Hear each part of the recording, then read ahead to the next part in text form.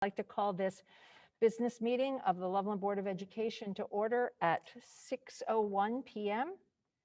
and ask our treasurer, Mr. Hawley, for a roll call. Mr. Doherty? Here. Dr. Lorenz? Here. Ms. Pettit? Here. Dr. Swetchenow? Here. Mrs. Washburn? Here. All present. And then I would ask for a motion to adopt the agenda. If Mrs. Washburn, is there a second? I'll second. I got Ms. Pettit first. So Mrs. Washburn moved and Ms. Pettit seconded. It is the agenda that is posted on board docs that you have been able to see. So are there any questions or discussion? Seeing none, Mr. Hawley, can we vote? Dr. Lorenz? Here. Ms. Pettit? Yes. Sorry, Sorry. yes. Dr. Swetchenow? Yes. Mrs. Washburn? Yes. Mr. Doherty? Yes. Motion carried. I apologize for that. I've got too many things in front of me here. Plus, it's very exciting that all board members are in person for the meeting tonight. I will welcome our guests this evening. I will let you know that we are in person at the Loveland Intermediate Middle School cafeteria. All board members are, while we are on Zoom screens, we are all in person in the room. We have several administrators here with us this evening. We have our student representatives with us this evening. We have Mr. Bob Summers with us this evening, and he will be working with us later in the meeting. And we have another distinguished guest who will get introduced a little bit later in the meeting. This meeting is being recorded and streamed via a Zoom webinar. And so again, I would welcome you all to our meeting this evening. And I would ask that those who are here stand and join with me in the Pledge of Allegiance. And we don't have a flag. All right, there is a flagpole out there. I apologize, I didn't notice that before. So at the front of the building, I pledge allegiance to the flag of the United States of America and to the republic for which it stands, one nation, under God, indivisible, with liberty and justice for all. Thank you, and thank you for your indulgence. I know at the Great Oaks meeting, we actually have a screen at this point in our agenda that has a flag on it. So maybe we want to get that for the board meeting as well. And then if we have that slip up again, we'll have a flag available. I would just let the board know the next item on the agenda is hearing of the public. I do not see anyone in the audience. We do not have any sign in for hearing of the public here present. I will let our audience online know that we are prepared and able to have in-person audience here in our meetings now. And so you would be welcome to come for hearing of the public. You are also still welcome to send an email to the board at board@lovelandschools.org. We did not receive any emails that were requested to be read as hearing the public this evening. We have received quite a few emails in the past couple of weeks, and I will discuss some of those in my board report, but at this point, we do not have any hearing of the public. And so we should move on to some presentations, and the first one is an update on ViewSonic interactive devices, and who's going to present on that? Mr. Ames? Mr. Nevin? None of ViewSonic. ViewSonic. ViewSonic.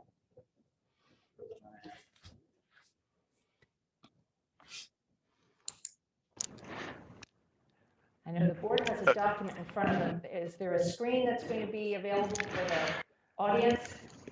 No, I did not provide Okay. that. Then we'll have to be careful that we explain what we're Yes. talking about. We'll make it available for the minutes of the board.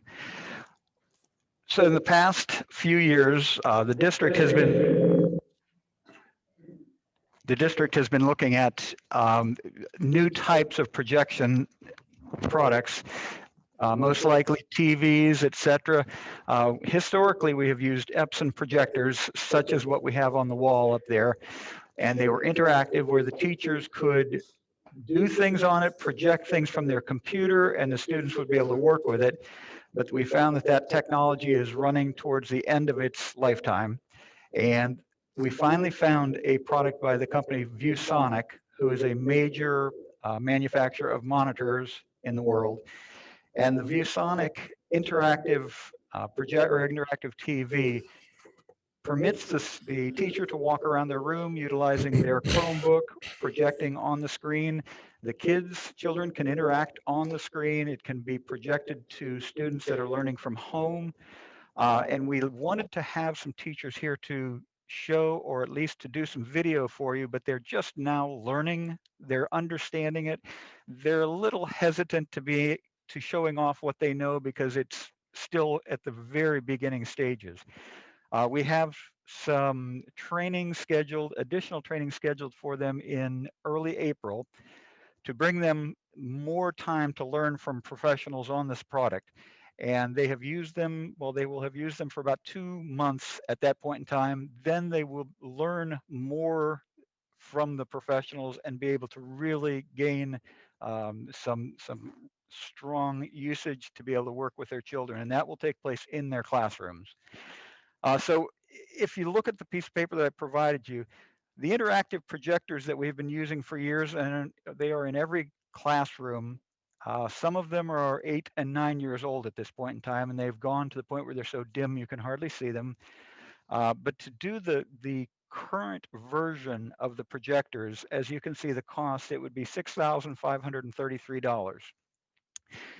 You see that we would be installing a whiteboard. These projectors required a solid, hard surface because when you touch it, it flexed a little bit. The old ones flexed, and it could not see what the student or the teacher was doing. So we took we'd had to take the old boards off and put these hard surface boards up. They were extremely heavy to get up to the second floors of buildings. So luckily, we only had one building completed using this old technology. And the ViewSonic technology is now just, in essence, a large screen TV with a computer attached to it that can do incredible things. So as you can see, the cost is $65.33. The ViewSonic cost is $34.83. It is $3,050 cheaper to do the ViewSonic boards. It gives the teachers the ability to move them around their rooms. It gives the teacher the ability to move around their room and work with the kids. No matter where he's at, it'll project on that screen. So the question was, are you going to do all of this at once? No, nothing that we do in technology or in anything that we do is all at once. We phase it in over time, knowing what the lifespan of that equipment is, 6 to 7 years. So we will phase these in over 6 to 7 years. So at the end of that 6 to 7 year period, then we will start back again with the building we started with originally. So there's always a smaller cost being phased in. So there's never a large one-time cost. We are starting with the high school. We've put in probably 20 at the high school. And we will continue at the high school because they have the oldest equipment. And then we will move on to the next buildings. That way, if we keep each building separate, we know what building needs to be refreshed at the end of the 6 or 7 year period.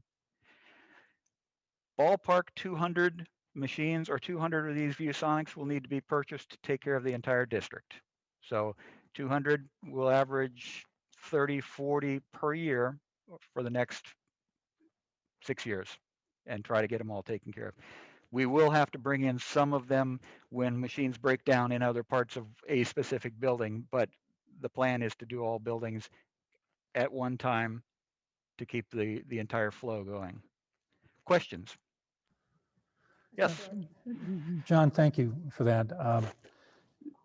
Getting I guess almost a 50% cost decrease is welcome news. Good job. Thanks for doing that.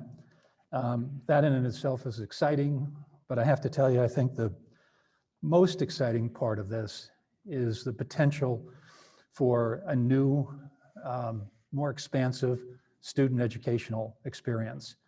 And I think that that's sometimes very hard to see in the mind's eye, if you will.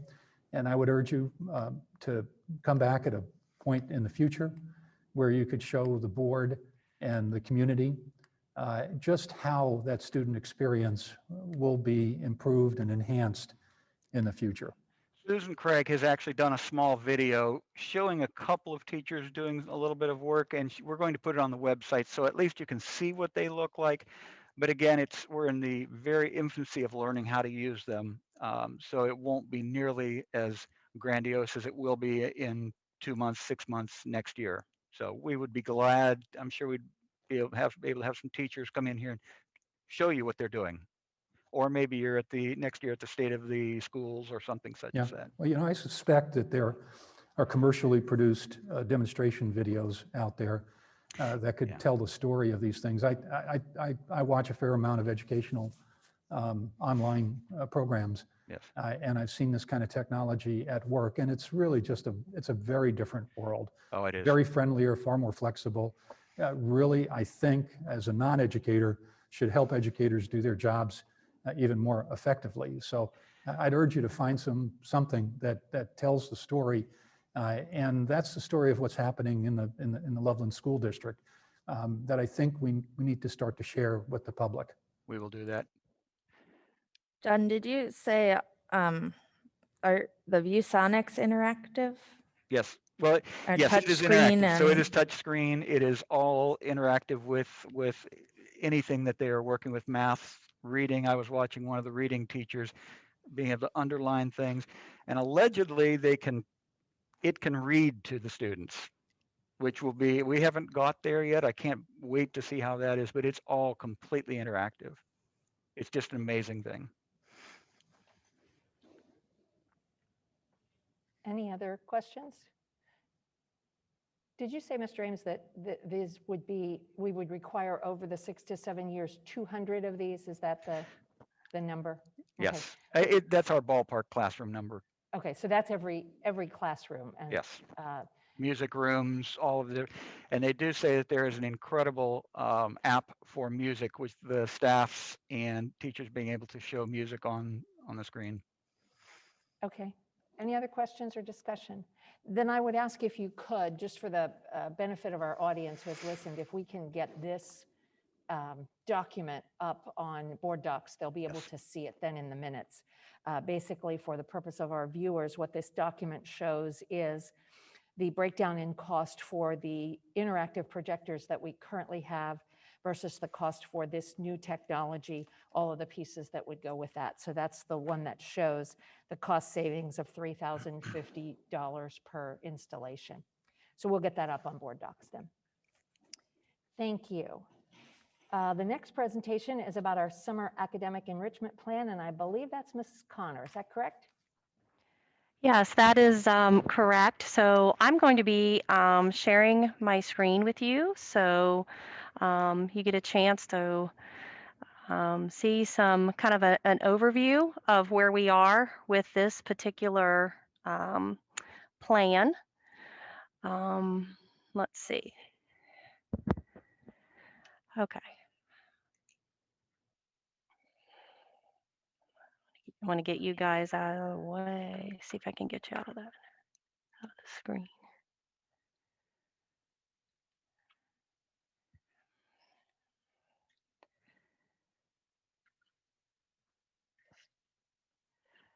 Put you down at the bottom. Okay. So before I get started, there are a few things that I wanted to mention in terms of some enrollment numbers that were brought up in a previous board meeting. This first enrollment chart is the chart that we had back in September 2nd. Dr. Kraus and I present this kind of a little bit of a snapshot at that time of where we were. At that time, we talked a little bit about the dangers in thinking that these were conclusive numbers, because the thing with enrollment is that it fluctuates on any given day. So this was a chart that lives in board docs. This is from the September 2nd meeting. So the second document that you see is numbers that we pulled as of yesterday. And I wanted to point out that the number on the left-hand column, the 7/31/2020. That was the final count that for the previous school year, so you could kind of see where we were then. And then you see as of yesterday, we were out 4,168. Something that is important to note is that our full-time kindergarten, which we were able to run last year, counts as a full-time FTE, full-time educator. Because we are not offering full-time kindergarten this year, you will notice that the number seems drastically lower. I don't know if it's drastically, but it is lower. And that is part account for approximately about 150 kindergartners that we often have in those full-time kindergarten classrooms. A couple of other pieces I just wanted to call out is if you look at the homeschool numbers, so we had in the previous slide, as of 8/31, 46 new students that had enrolled into homeschool this school year versus the previous year. I believe at that time we talked about the multiple conversations that we were having with families about their concerns, sending their students back with the COVID numbers as high as they were. And so many of them indicated that their intention was to homeschool and then re-enroll into Loveland schools in the fall. If you take a slide to the current numbers as of yesterday, 34 new students since August have enrolled. We did have a few families who were maybe in the remote learning option and just decided on their own to withdraw their students and move into the homeschooling option. So I wanted just to kind of call out that we do realize our homeschooling numbers are up, but again, those conversations with families have been around I'm able to do this year for my children. That's an option I want to exercise this year, and that we're planning to enroll in the fall. Some of those other numbers are parked in these two documents. If you look at the previous document, something that I wanted to call out is at the beginning of the year, we had 1,140 students who were choosing a remote option. That was about 25% of our student enrollment in the fall. If you look where we are now, because we gave the option for students to return the second semester, we're down to 810 students that are remote. So we're about at 19% of our population that is remote at this time. So I wanted to kind of give those enrollment numbers because I know those were some questions that we had the last time. It doesn't really fit in everything that I'm working on with the summer document, but I felt like if it was popped in here, those numbers are here. People can certainly look at those and reach out if they have any specific questions. Again, I think the key to remember with enrollment is you have to be very careful settling on a number, especially anytime during the school year, because until the books close, until the year rolls over, your final counts are not really final. And so it's a fluctuating piece. We have students enrolling, withdrawing, a lot of transient populations coming in and out. So I just wanted to kind of just say openly that that is definitely something we have to be aware of. It's just watching your trends and making sure that you're monitoring anything that's a big spike in one way or the other to discuss. Another thing I want to mention just briefly, and we're not going to talk about this today, but we will at another time, is that we've been doing some studies. Our health team with Mr. Dool have been doing some studies. And in those studies, they're kind of looking at our attendance trends. And so at a later date, we're going to talk a little bit about how our attendance has trended this year. I think you will find it kind of surprising, at least for what we're seeing at that point. So maybe that's just a little teaser to say stay tuned, right? Question, Mr. Doherty? No. Yep. Andrea, Okay. thank you. I may not understand the way the numbers are put together, Mhm. and if I don't, probably likely that others that are Okay. looking at the numbers may not understand it either. But what I see on the surface is what, just doing the math in my head, looks like maybe a 7-8% decrease in enrollment year over year Mhm. that is not accounted for through withdrawals. So if I'm interpreting that correctly, we have, high single-digit reduction Right. in attendance. And what do you, because I don't see other numbers growing, Right. so there's a potentially an outflux to some other educational destination for these kids. Possibly. Is that what's happening, or can you comment on That it? is a possibility. It's kind of an unknown. So like when you go to dig into the privates, I mean, once a student enrolls in a private school, that student is off your books. And then so when it's very difficult to say how many of you have had so far or between this date and this date, because again, once those are gone, those are off your records. So until a school year completely wraps up, which is in July, it's very difficult. That's why it's difficult to have conversations that make sense, because of that fluctuation of in and out. And I know that's difficult for people to understand, but it's not a definitive. It's a fluid, what I would call a very fluid process, and just a moment in time when they're checking, on your enrollment at set times during the year, just to check on that and to kind of say, this is where you're trending, this is where you are, and then moving on until the July date of closure. So you really don't get the final or get the clear picture until mid to late July after everything closes. So again, just for clarity, sometime in July, we'll be able to look at these Yes, numbers and see what absolutely. the actual Your effect best bet was. would be to wait till August, because that's when August. everything would fall out.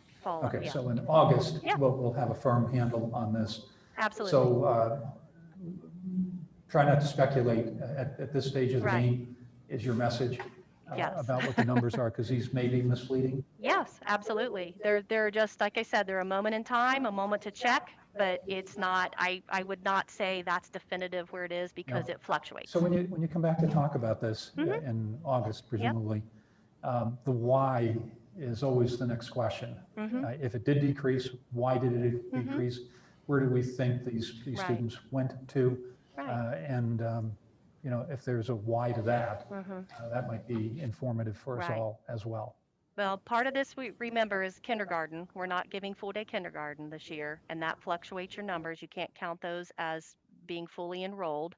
And then So did you say, Andrea, just if I could interrupt, I thought I heard you say that was possibly 150. Yes. So if we're looking at that number of 4435 versus 4168, there's 150 in there that's that kindergarten number. Absolutely. That's half of it, Absolutely. roughly right Yeah. there. Yeah. And that's what I had heard in Yes. other districts as well, that large number that they gave us across the state of Ohio of the drop in enrollment. I believe that about half of that was accounted for in the kindergarten enrollments that had dropped in schools Yes. across Ohio. Absolutely. And I do think, we had a fair amount of parents who indicated that they wanted their children in full day kindergarten. And when we had to make that switch because of spacing and all the things that were going on in the fall, they had to have other options. So they enrolled in other places, and, hey, we're going to enroll in first grade in Loveland. And it was just kind of out of necessity for their work situations. So, all right. Thank you. Okay, and I'm going to go back now and go to the objectives of the presentation. I threw that enrollment in there because I knew that was a question and we were going to kind of address that. But I want to just give you a couple of objectives real quick and get to kind of the point of my explanation. Hey, is Andrew. that Andrew, could I just say one thing really fast about enrollment as well? Sorry. Yes. Just going back a second on enrollment. So just one other piece, just to answer your question as well, Mr. Doherty. So one of the areas that's not on here, it's not significant, but it's also community schools. So if you're not familiar with kind of the verbiage in school districts, a community school is considered a charter school. They're just recognized from the state level as a community school. Many of those are virtual. And so there might have been instances where students did actually leave the district instead of taking advantage of our virtual academy and went on to a community school or a charter school. So some of my reports show how many students are going to charter schools. I can tell you based on what was the end of last year to this year was roughly, again, it's not a whole lot, but it's about 14 to 15 more children. So that makes up a little bit of that difference as well. So just one other piece that's on there.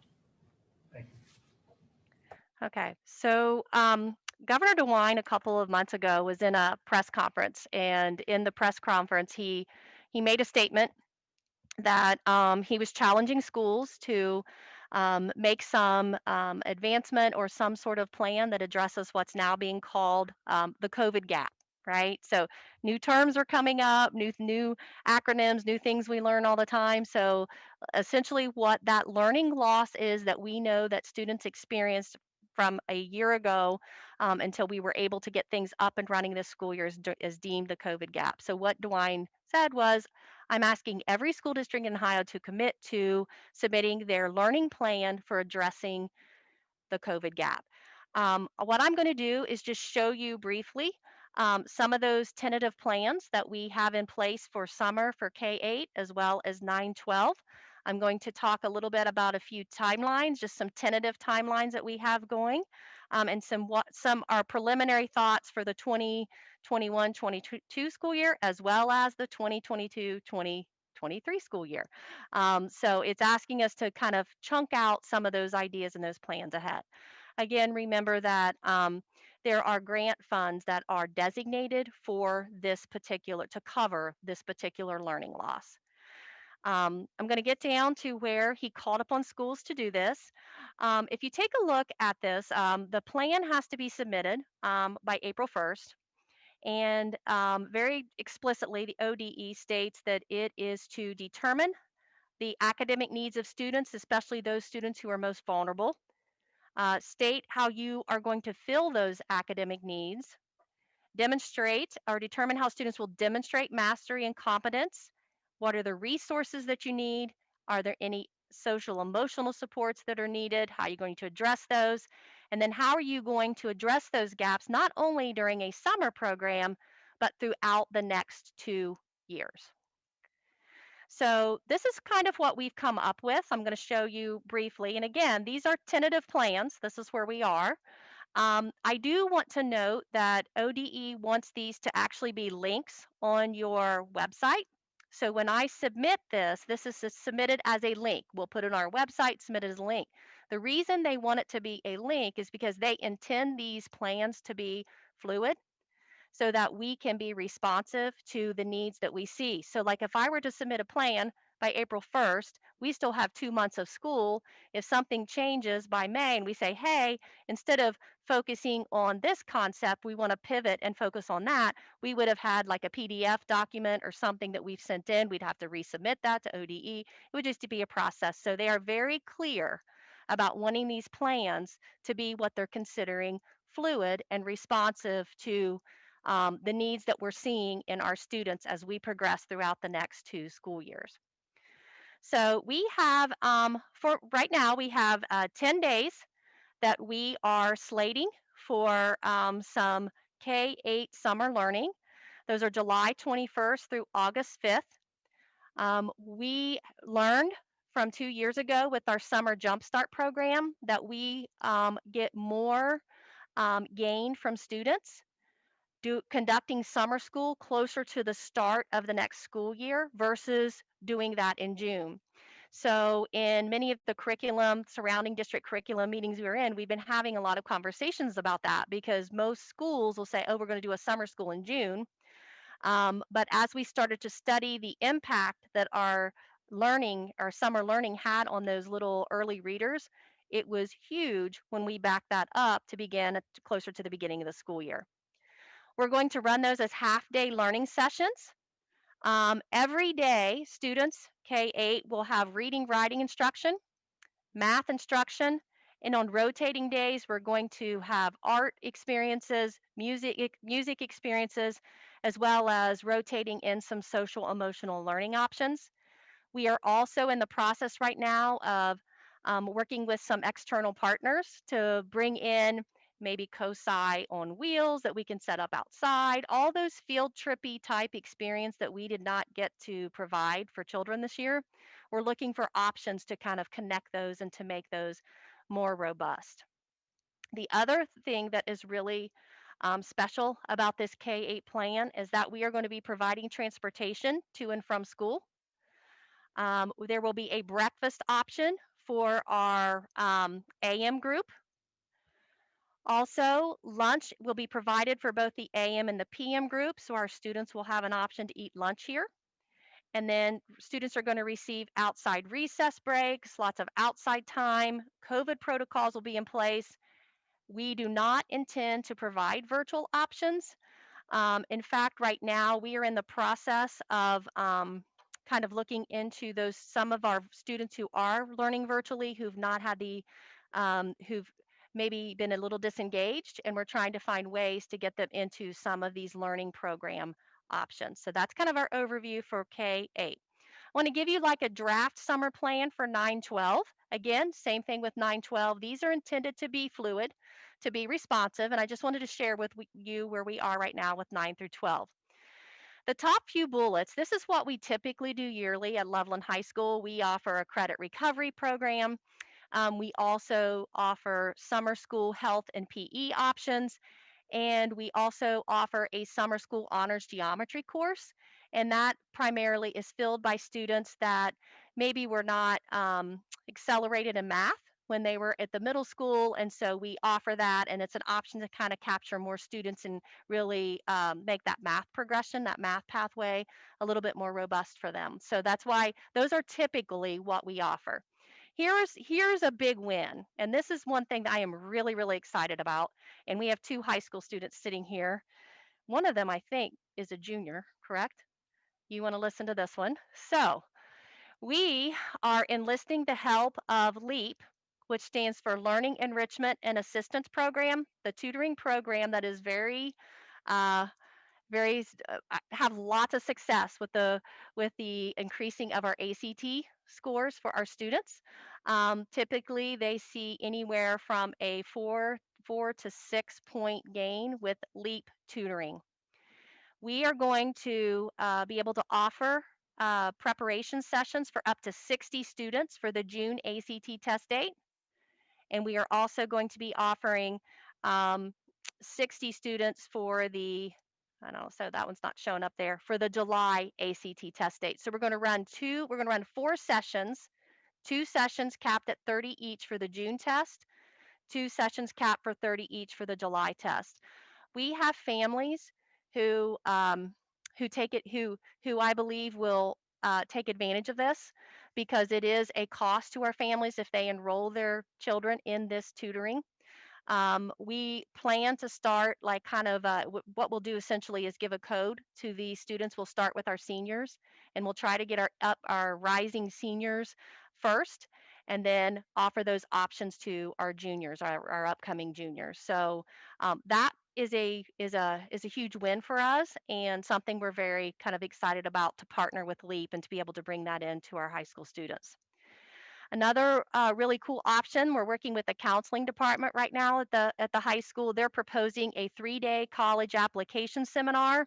So if those seniors, upcoming seniors, want to get ready and get started, come in the summer, and we'll have some options for how to make that happen, as well as a 3-day career exploration seminar, 2-day armed services vocational aptitude battery. That's the ASVAB, which is a career assessment and interpretation seminar.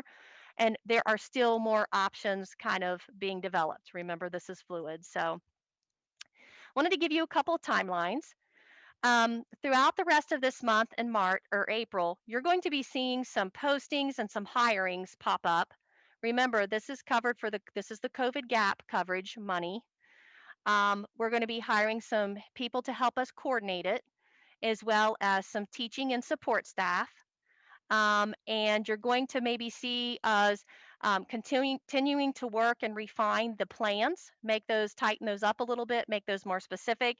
In May, our timeline is to communicate this information for how families can register, and confirm by the end of the school year for the families that have registered for those options. Get the busing schedules ready, make sure food service is ready to go, and really make it kind of a fully like inclusive summer learning program, and to start working towards getting back to what could feel maybe a little bit more normal school for our children. Um, again, it's a fluid document. Some things that the administrative team and I have kind of talked through are some of those supports that we might see throughout the next 2 school years.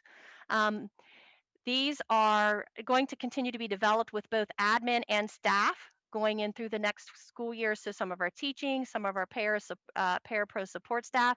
What are some of those after school tutoring options we might be able to offer throughout the next school year? What are maybe some of those additional social emotional supports we can start wrapping in, and we can use some of this funding to help do that. We don't want to forget about that mental health piece that we know is present for some of our learners in terms of getting acclimated back to what feels like normal again, right?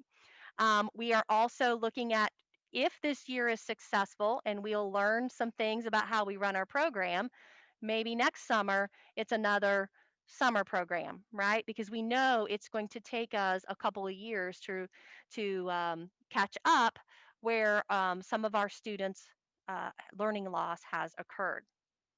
So the key points to remember, I just wanted you to know this is something we're working on. We will be getting our link ready. We will have it sent to ODE. It will be a living document. We're going to make it robust, and we'll be changing it throughout. So I couldn't come to you today and say this is for sure what we're doing, but this is what we're working on.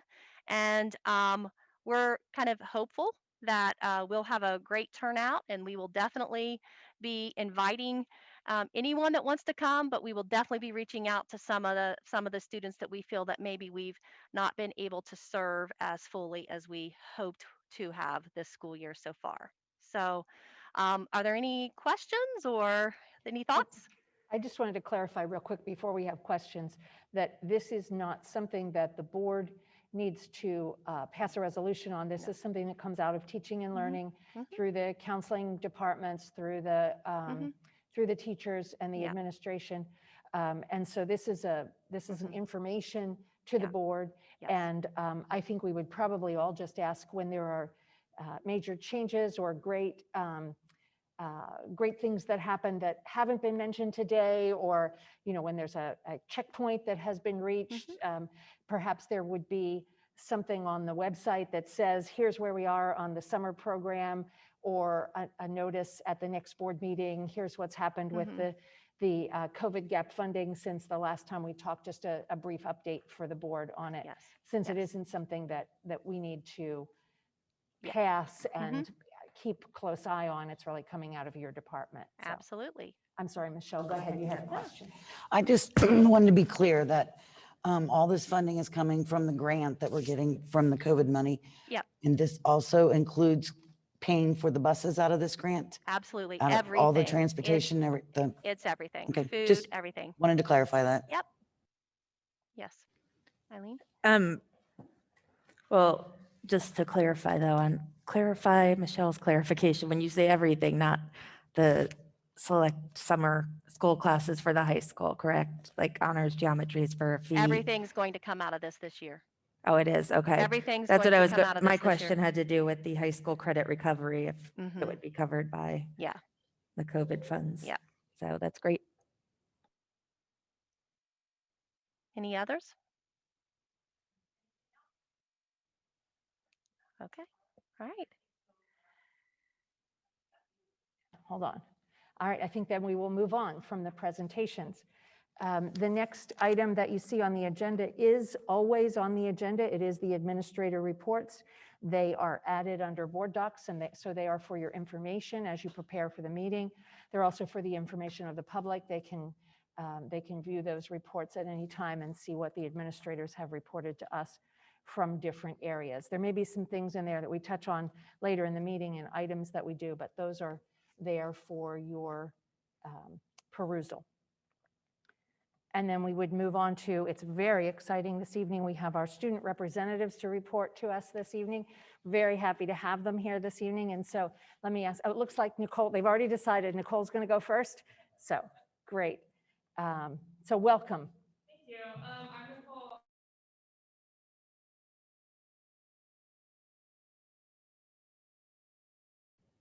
Can you hear me? Is that okay? Okay, I'm Nicole and I'm presenting the pre-K through 4 board report. So in terms of ongoing building or department projects, all 2nd and 4th grader in-person learners took the cognitive abilities test. LPS implemented the online testing format this year for the first time, and online academy students were also given the opportunity to come in person and take the assessment. Principal Collier met with the 4th grade teachers in order to begin to prepare for 4th graders to move to LIS. LECC, LPS, and LES also started work on planning for successful student transitions for the next year. Our buildings continue to work on the goals that were set for this year, and teams are utilizing meeting times to work on the next steps with writing instruction in the Being a Writer program in conjunction with Hamilton County consultant Angela Fallhaber. We are continuing to follow updated health guidelines for quarantine and COVID. We've been successfully relying on masks, social distancing, good hand hygiene, and utilizing disinfecting practices protocols throughout the buildings. Our goal remains to make sure we maintain the appropriate protocols to keep students and staff safe while ensuring a successful 4th quarter. In terms of staff and student accomplishments, Mr. Coles, Mr. Fancher, and Mrs. Foran attended a virtual training in preparation for aligning MAP data with the Ohio teacher evaluations. The LEPTA announced that they will be donating funds to LECC, LPS, and LES to support building initiatives as they reallocate funds from things such as field trips that they weren't able to do this year due to COVID restrictions. LES teachers will be utilizing funds for virtual field trips with the Cincinnati Zoo and the Cincinnati Children's Theater. K-4 is currently planning with the LEPTA to bring Kona Ice in for our students as an end-of-year celebration within the safety guidelines for COVID. We successfully hosted School Smiles, which is a dental care program to ensure students who need dental care have an opportunity to receive it on site. K-4 students met their box top goals and earned a school-wide pajama day. In terms of professional development, on March 19th, our teachers will participate in a half-day professional learning day and half-day professional work day. Classroom teachers will be completing curriculum and assessment work for 4th quarter instruction. Special educators and related services will be participating in IEP-focused training. A specific team of K-2 teachers will be participating in launch training for the Being a Reader pilot that takes place this spring. All staff at LES and LPS will be participating in a functional safety drill with SRO Barnes and members of the Loveland Police Department. And LES teachers continue to meet monthly, which our HCESC gifted coordinator, Megan Lawson, in order to strengthen our instructional delivery to our gifted learners. This work satisfies the Ohio Department of Education teacher training requirements for ODE. Thanks, Nicole. Hi, I'm Anna Coletto, and I'll be presenting the report for the high school. Currently, the high school is preparing for EOC testing on April 23rd and April 30th, and AP testing through May 3rd through May 17th. The 3rd quarter is coming to a close, and staff at the high school have been doing an excellent job of keeping students safe with the return to full capacity. I would like to personally note that it has been wonderful to get to experience some normalcy as my senior year is coming to a close, and I am very thankful for all of my teachers that I experience on a regular basis. Graduation 2021 plans are beginning for our 347 graduates. A team has a meeting at Cintas on Friday, March 19th, to work with their guidance from the governor to specify more details on what graduation is exactly going to look like. Commencement exercises will be at Cintas on May 21st at 11 a.m. Details will follow, but with current guidelines, all seniors are able to attend together with 6 guests. The specific number of guests is definitely subject to change. An update on prom, the senior parents have planned a prom event for May 8th on the Belle of Cincinnati Riverboat Cruise. Currently, the high school administration is working on plans for the traditional junior and senior prom, focusing on ensuring that this event remains affordable and COVID safe for students, while making sure to not take away from the incredible planning done by parents for the Riverboat Cruise. More details will come as the governor gives out more information on prom specific guidelines. Interesting student and staff accomplishments. Caden Schwartz is a junior and scored a perfect score on the ACT, which is super exciting. LEAD has sent in 2 nominations for Luke Watson in regard to the Prevention First Community Awards. The Allure Show Choirs were named Grand Champion, winning both Best Vocals and Best Choreography at Fairfield this weekend, and both By Request and Allure made finals at Show Choir Live, a national competition that will take place on April 10th. 69 student athletes were named ECC All Academic Winter Scholar Athletes, and 24 student athletes were nominated in the ECC All Conference Winter 2020-2021 awards. Both FTC robotics teams are headed to the state competition. The high school has also developed many new electives based on student requests and interests with very strong enrollment for 2021-2022 school year. These include weather, ocean, and climate, astronomy, America's military since World War II, current events and issues, U.S. history through film, and U.S. pop culture. I am very jealous that I will not get to take any of these classes. Upcoming events, the LHS drama production of Theory of Relativity will be April 21st through 24th. Unless current guidelines surrounding indoor performances change, each night will only be selling around 150 in-person tickets. The performances will be live streamed as well, but be sure to get your tickets once they're available. Spring sports season has begun. There is basically a sports event every single day, weather permitting, so feel free to come to the high school to catch one of those. And as far as concerts, band will be having a concert tomorrow night and Thursday in the auditorium. It will be live streamed. Indoor drumline will be having a concert in the gym on Friday. Orchestra has an event on April 26th in the auditorium, jazz also on the 26th at Narrow Path, and band will be performing on May 4th at Nisbet Park. And that's all. Thank you. That's a lot. Yes, there is quite a bit. Thank you. Are there any board questions or comments? Thank you, ladies, very much for your report. That was really good. I will note that several of the things that Nicole reported on are in the pre-K 4 report that is under the administrator report. So if you want to re-see some of that, but there was also some additional, and then a lot of what Anna did is not in the high school report. It's more from the student angle of it. So we appreciate you bringing us that information. And so are there any board questions or comments? I was just going to say, it's very exciting that the, senior activities are starting to be planned and we're opening things up a bit. So I'm happy for the seniors and the families. I'm sure.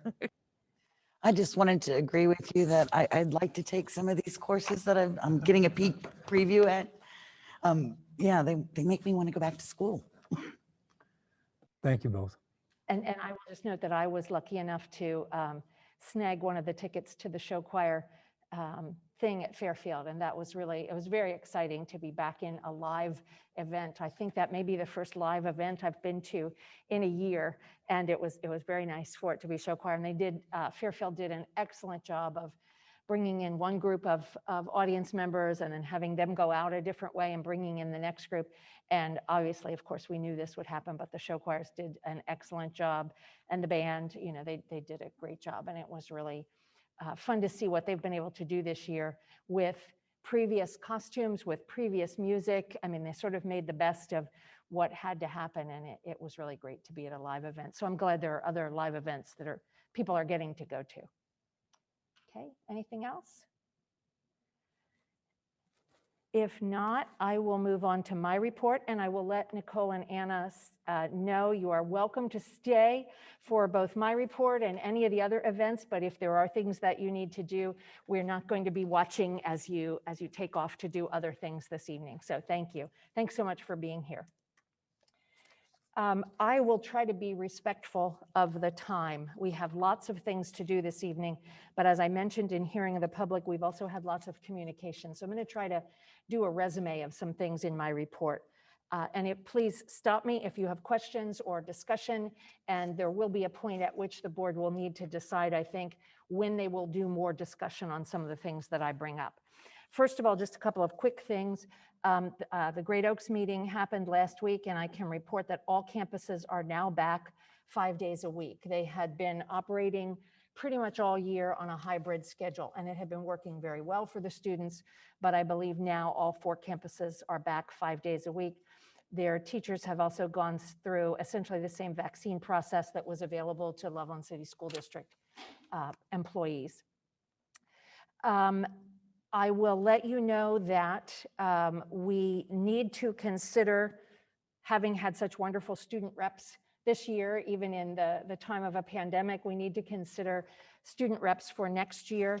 I do have the student rep application, and I will simply be asking the board, do you want us to proceed with that? We did that this year very late. I think we did it in August just because of everything that happened with the pandemic. Normally we would do it much earlier. We would get the application out to students, and then so I'm suggesting that possibly we go ahead and have the high school get the application process started, asking students to have it completed perhaps by the end of April. And then at our April meeting, we could ask which board members wanted to be involved in the interview process. Maybe we could get those interviews taken care of in May and move forward with having somebody ready for the beginning of the school year next year, unless there is something from the board that you would like done differently this year. Okay, I'll proceed with that. The next thing, I will just let you know that we did have one communication concerning a letter/survey that has gone out to families concerning remote options. And I think there was a misunderstanding, the sense that the district was trying to continue remote education at all costs. I will simply let you know that we are simply asking families for their interest in a remote academy option. We have had some reports from families that they have been pleased with the progress that their students have made in the remote option. And so we are simply asking families about their interest. There is no, there are no plans for next school year yet of how we will have to be remote or hybrid or whatever. I mean, I believe we are moving full steam ahead thinking we're going to be back at sort of typical school next year, but we want to know if there's an interest in a remote option. So that's all that was. There are three main items that we have been seeing some email about. The first item is the Planning Commission, and we did receive, I think everyone received it, but it may have just come to me. We received a communication from the Loveland Education Association asking about the role definition and discussing who is a representative on the Planning Commission. I can answer a couple of things that they answered, and I wanted to do them publicly, but I will note that we did have sort of an oops moment that unfortunately the board got involved in. We have 25 members of the Planning Commission. 7 of those were designated to be staff members. And when we recently appointed 2 replacement members, we replaced a staff member with an at-large person. So we are now down to 6 staff members instead of 7. And I believe that will probably need to be corrected as we move forward. So we need to talk about when we would talk about next year's members. They would start August 1st. So we also need to talk about whether we're going to send out that same application process that we had. I would suggest that perhaps at our April work session, we get very serious about how the board is going to appoint to the Planning Commission. It is clear in the constitution of the Planning Commission, again, that there are 25 members, 18 of them are from the community at large, 7 of them are staff members. It does not say in the Constitution, and it is my understanding that none of those members are appointed as specific representatives of any group. They are appointed because they are a member of the community or because they are a member of staff, but they are not required to come to the Planning Commission and represent only teachers or only custodial staff or only parents of 3 children or only this or that or the other thing. The other thing that's in the Constitution is that there is notice to PTA and boosters so that they can attend the meetings. I would suggest that maybe we want to add notice to the LEA and the OPSI of when the meetings are. Obviously, anybody can find out when the meetings are, but perhaps we want to add them as notice. So there are several things that we need to talk about, and I think that perhaps we should, again, put on our April work session a little bit of discussion of the Planning Commission and begin that work for the next set of appointments to the Planning Commission. And our sincere apologies for having made a bit of a slip in our last appointment to replace 2 members to the Planning Commission. Any questions or comments about that? Anything wrong with that procedure? Or right with that procedure? I guess I could have been okay with that. I think giving it time in April for a thorough discussion is the right thing to do.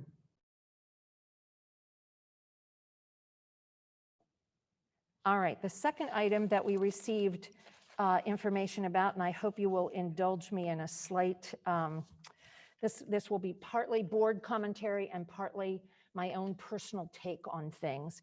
We have received communication both from folks who are concerned about diversity and equity and treatment of all kinds of people in Loveland schools and in Loveland curriculum.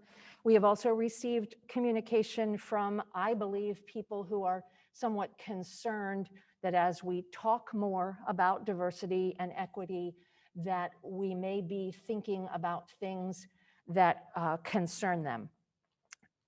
I would just, but we're not going to be able to complete everything this evening, and I believe that Mr. Nevin has a report for us as far as our diversity statement goes.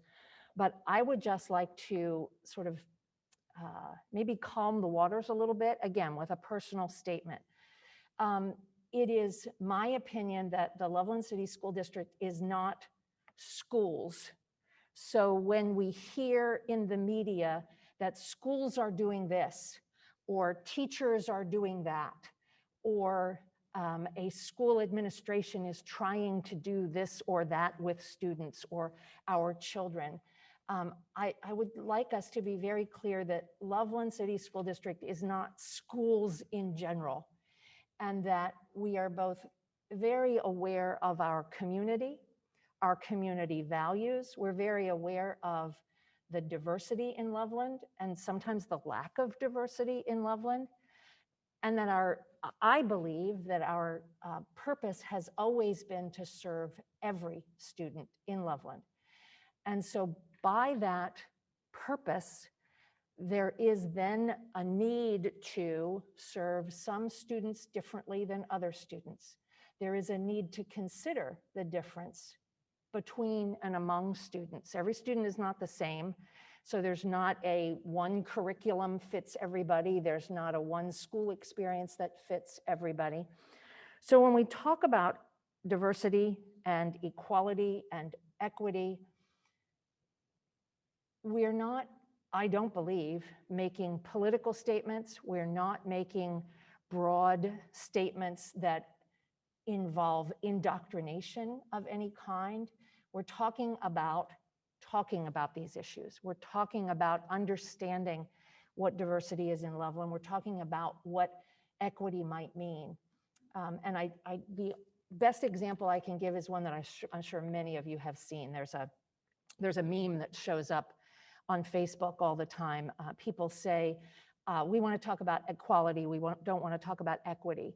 And equality is the picture of the fence with the three people standing by the fence, and one is very tall and can see over the fence, and one is sort of middle height, and there might be a hole in the fence that you can see through, and one is very small, and there's no chance that they can see anything on the other side of the fence. And that's equality, because you've got three people, and they're all in front of the same fence, and whatever they need to see is on the other side of the fence, so everybody is being treated equally. But they're not all the same. And so the next picture shows those three people, each having been given, two of them having been given a stool to stand on. So the very tall person who can see over the fence gets nothing. The middle person gets a certain size stool, and the third person gets an even bigger stool. And then they can all see over the fence. It's an equitable treatment, and they all are able to access what's on the other side of the fence.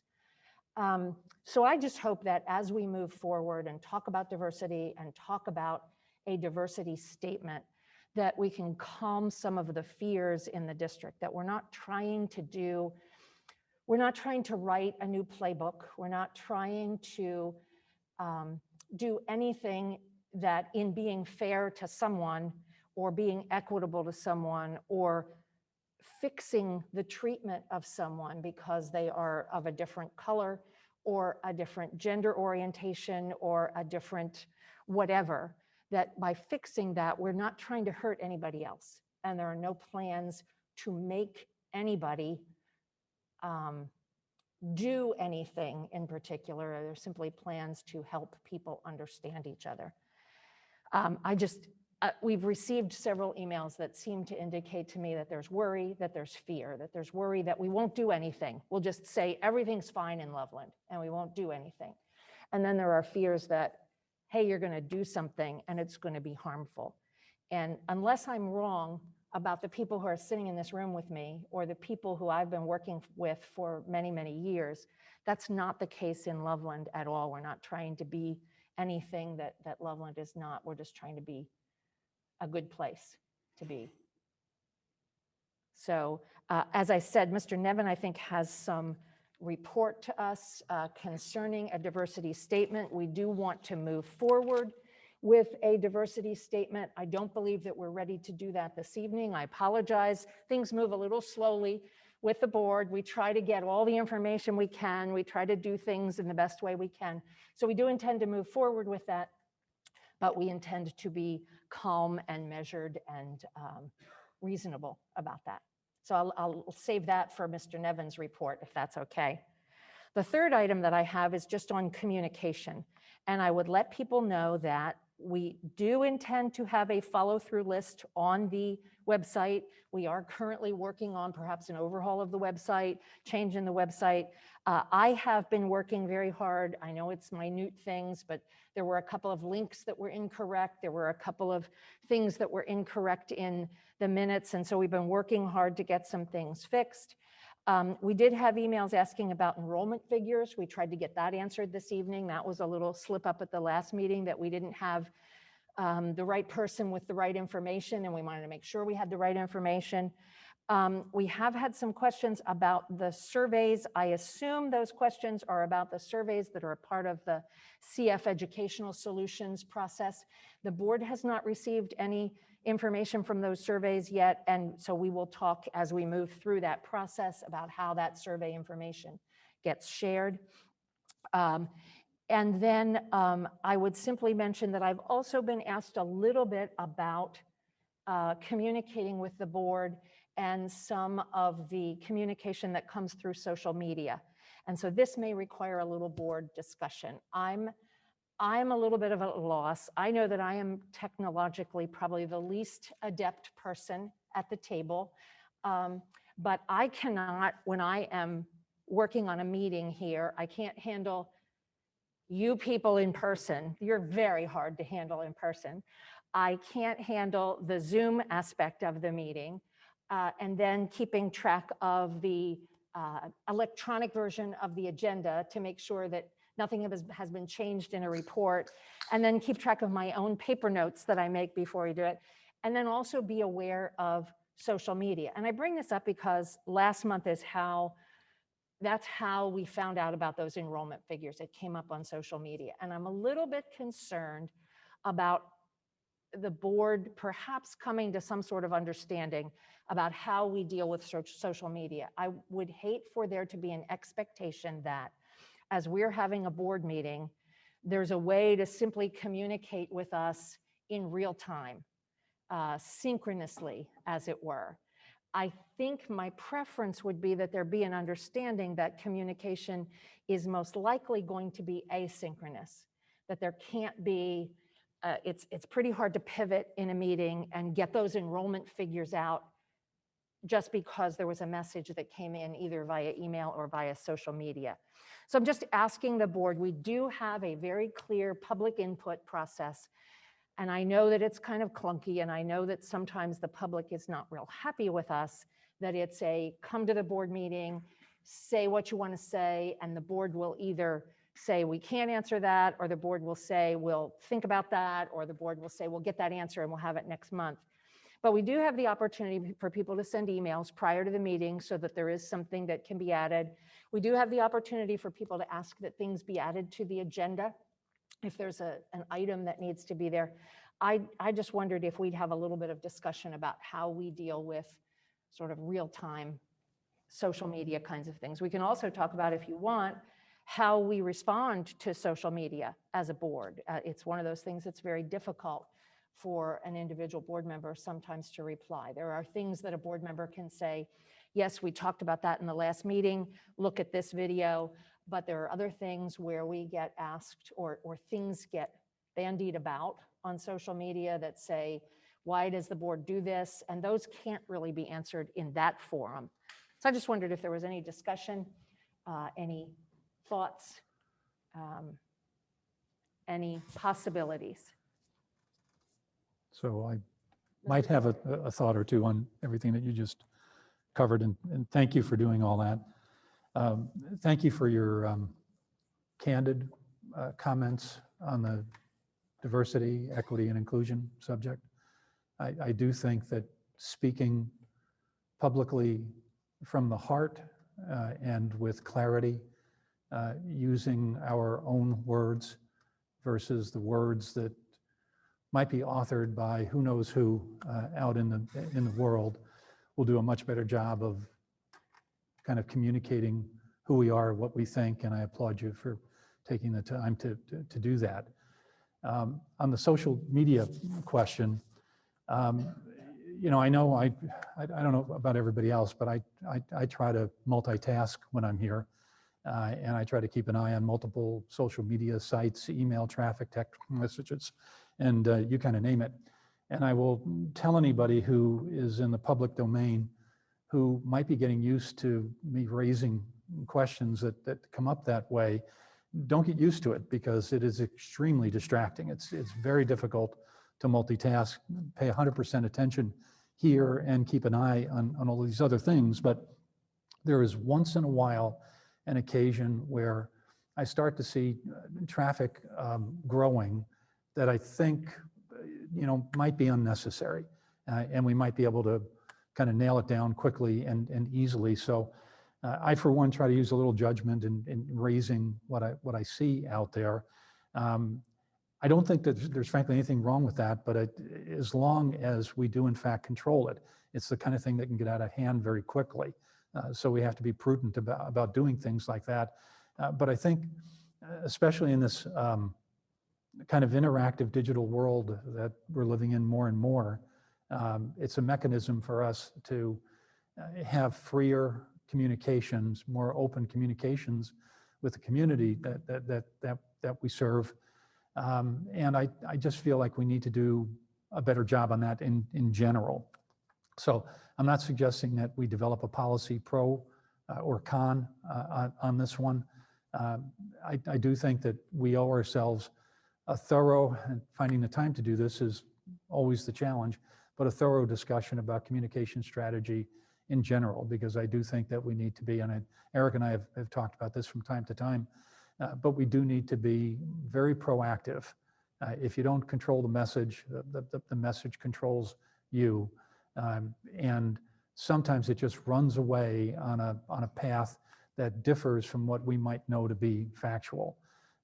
So we need to figure out how to have a far more proactive communication strategy than we have had in the past. Don't know how to do that. Don't want to talk about it tonight. We do need to find some time to talk about it. So those, I think, would be my thoughts.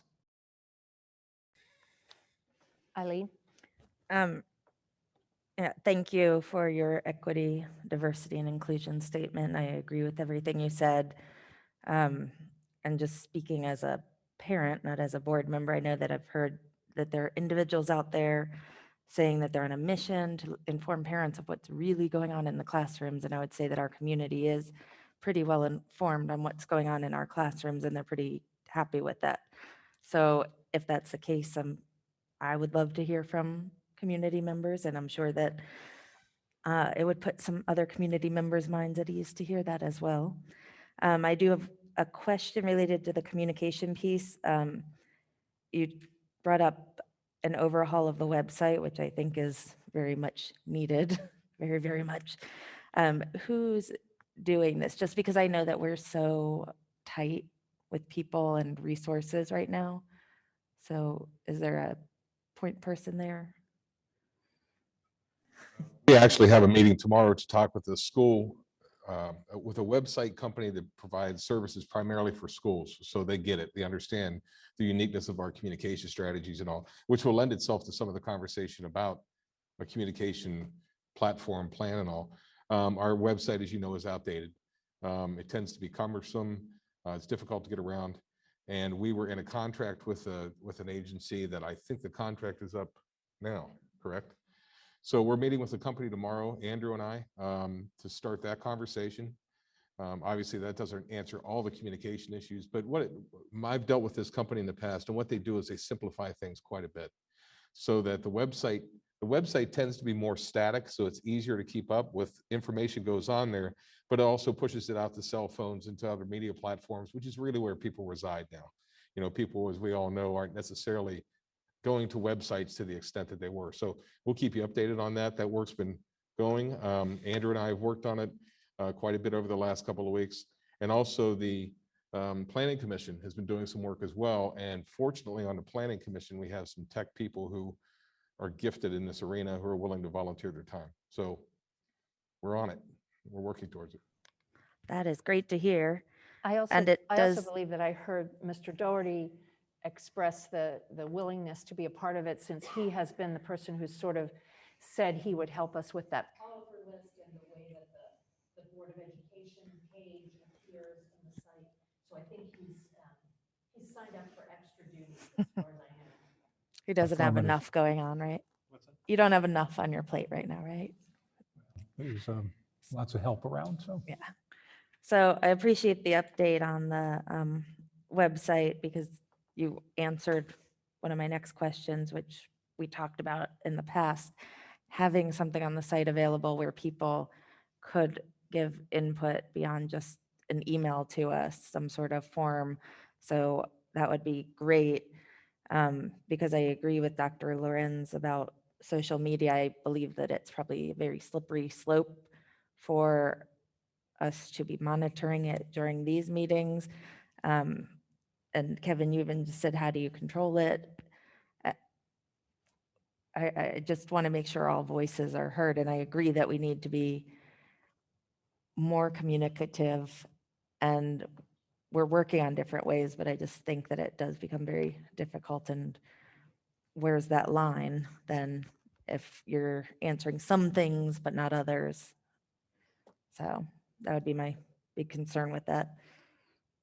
You know, one of the things that has changed in the last 3 months, I'll say, is that we used to have a lot more viewership live, and now the majority of our viewership is sometime after the meeting. So it's a unreliable mechanism to communicate. We need to find better ways. Anything else?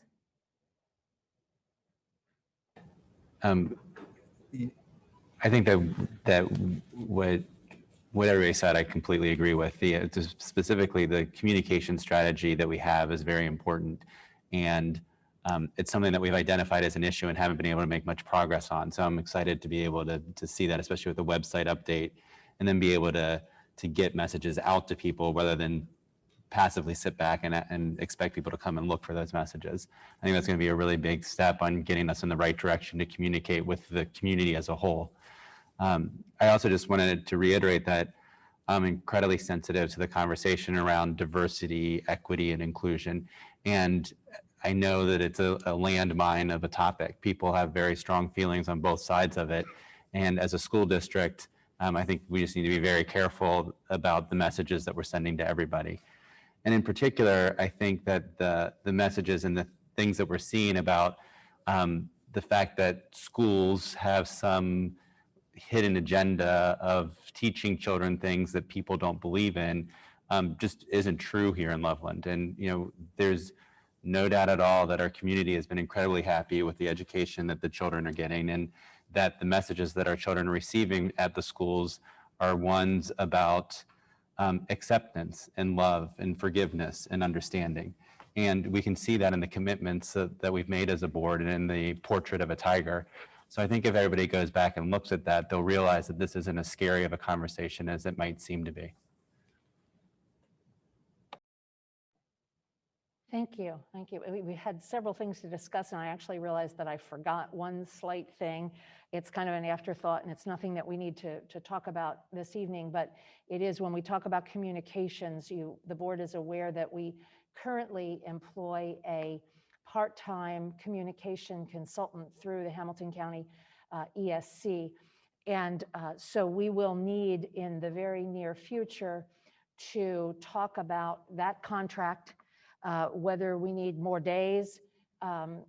My assumption is that we would continue with that contract rather than consider hiring a person for Loveland as we're searching for a new superintendent. I can't imagine that we would, I guess we could. I could imagine it, but I'm not sure it would be a good idea for the Board of Education to forge ahead with a plan for a person for Loveland who is either a communication director or a communication, there's another word, communication person, not being a director.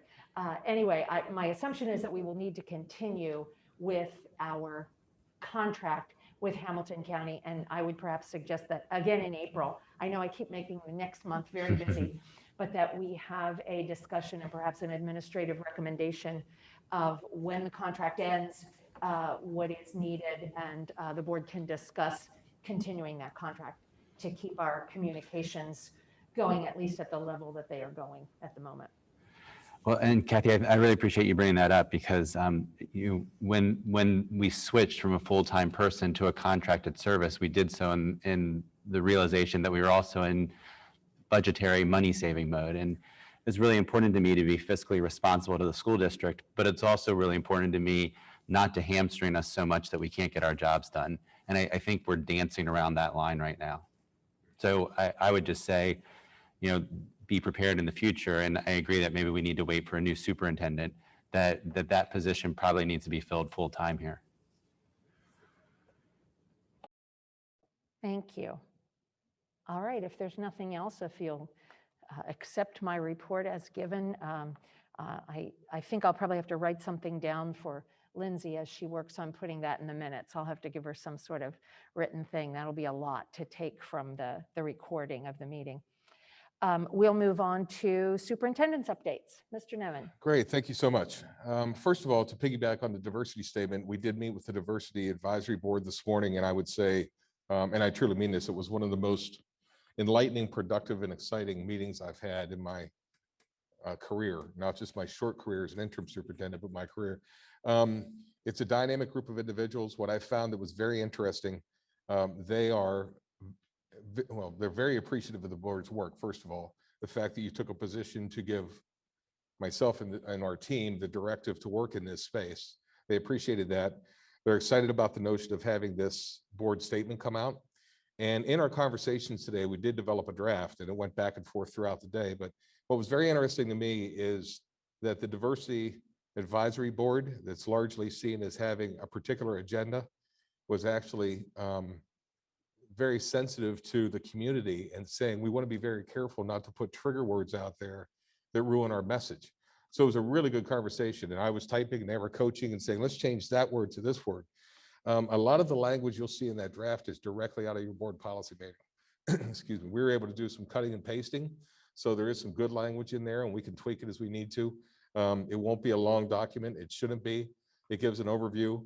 So kind of your directive is followed by this statement. The statement is followed by additional engagement to make sure we're on the right page.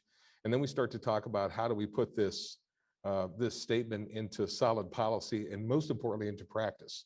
I would say this into the community.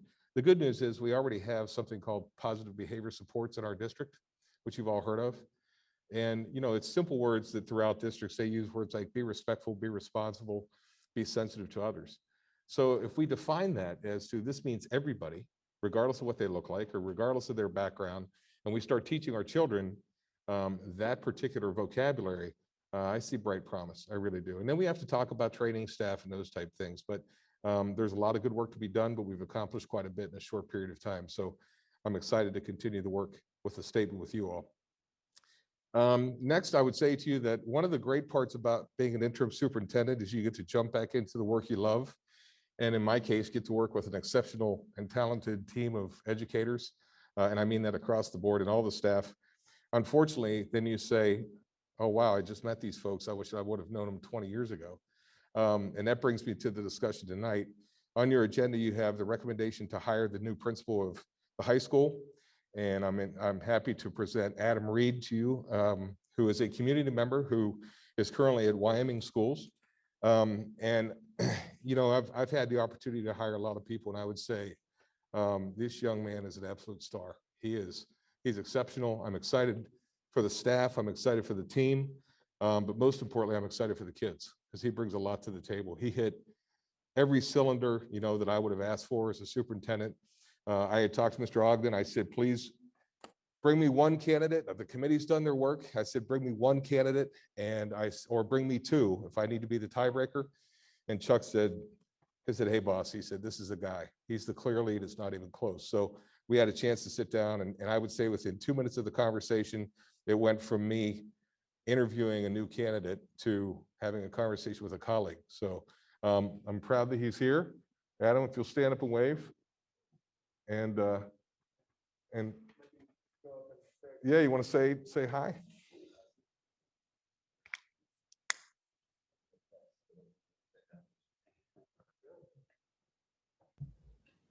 All right, we nailed it.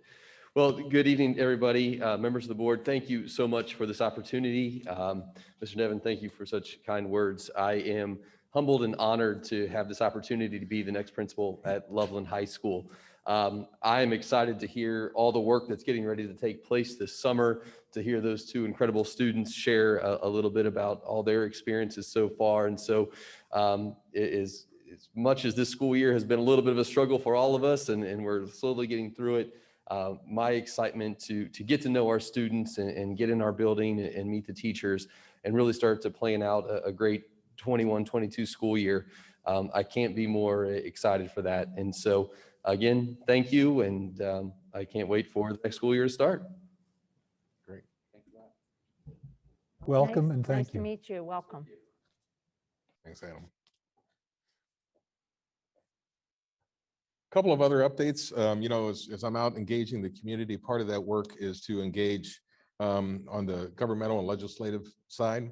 And just by how it worked out, I've had the opportunity to spend a lot of time in governmental relations on several levels.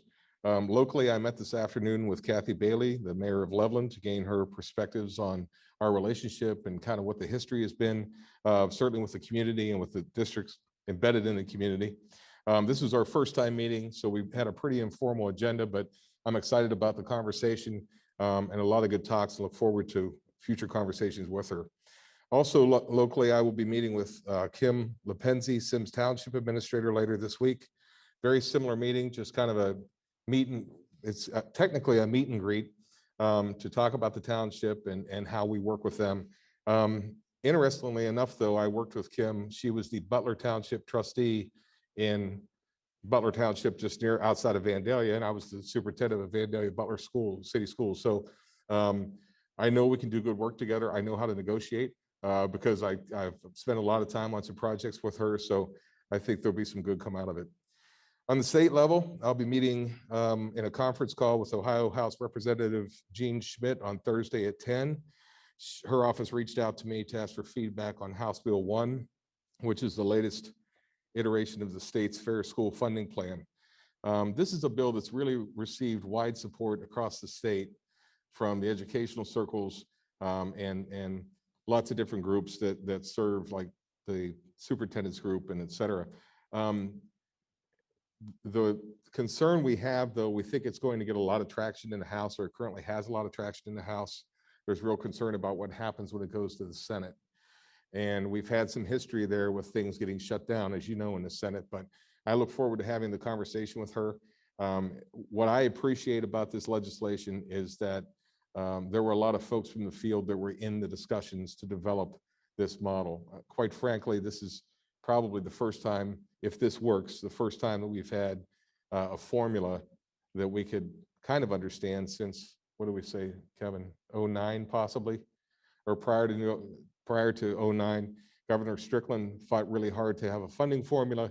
It was in place, but it was, here's your formula. We're not going to fund it, but here's your formula. So we felt like we made that much progress. So if this happens again, it'll be phased in. We won't receive the money, you know, right away. It'll be phased in over a period of years. And then finally, on the federal level, I'm scheduled to meet on Thursday with the field representative for U.S. Congressman Brad Wenstrup. Congressman Wenstrup has had a history of supporting legislation that supports local control, kind of the idea that the problem should be solved at the root of the problem. So he's big into local school boards having more authority to run their schools, which translated means to eliminate some federal mandates. And we'll see how this conversation goes, and how committed he really is to that movement. But again, he has a reputation. So I'll be bringing you back information, certainly from his office. To touch on the Citizens Advisory Group, as promised, I'm providing you with a list of members of the Citizens Advisory Group. This is the core group to assist the board in the process of selecting and hiring the next superintendent of schools. And if I'm able to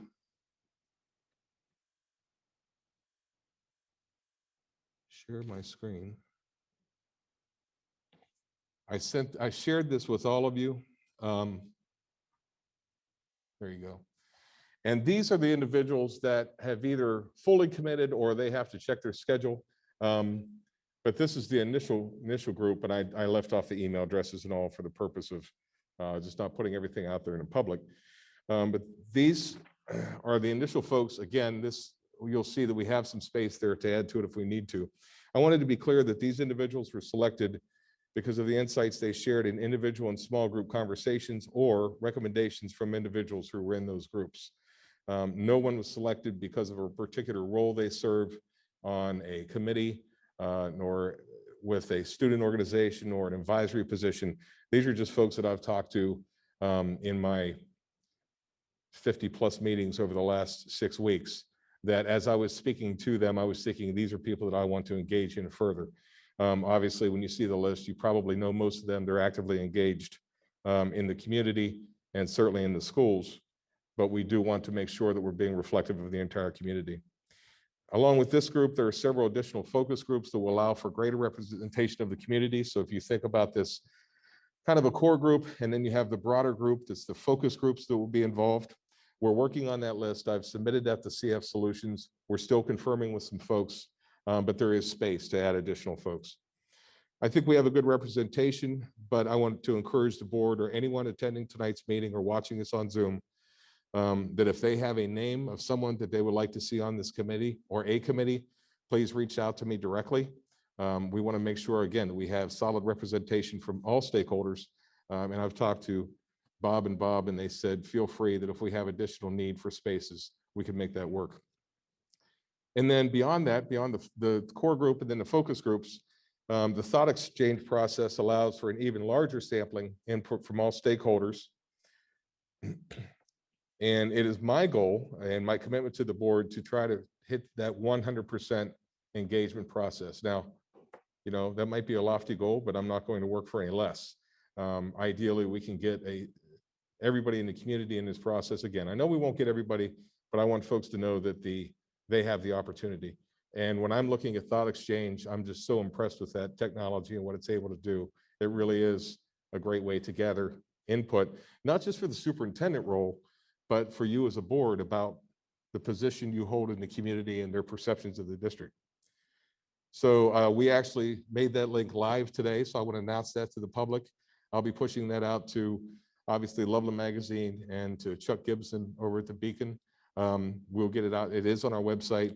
We'll make sure that it's linked out to the school websites. The biggest thing is just to get this out to folks so they can get involved and get engaged. And I'm excited to watch it, about watching that develop. Any questions on that particular topic right now? Brad, just to be clear, we've got a list here of 16, I think it is. Correct. Folks on the community advisory group. I think later this evening, you're going to ask us to approve this list. I am.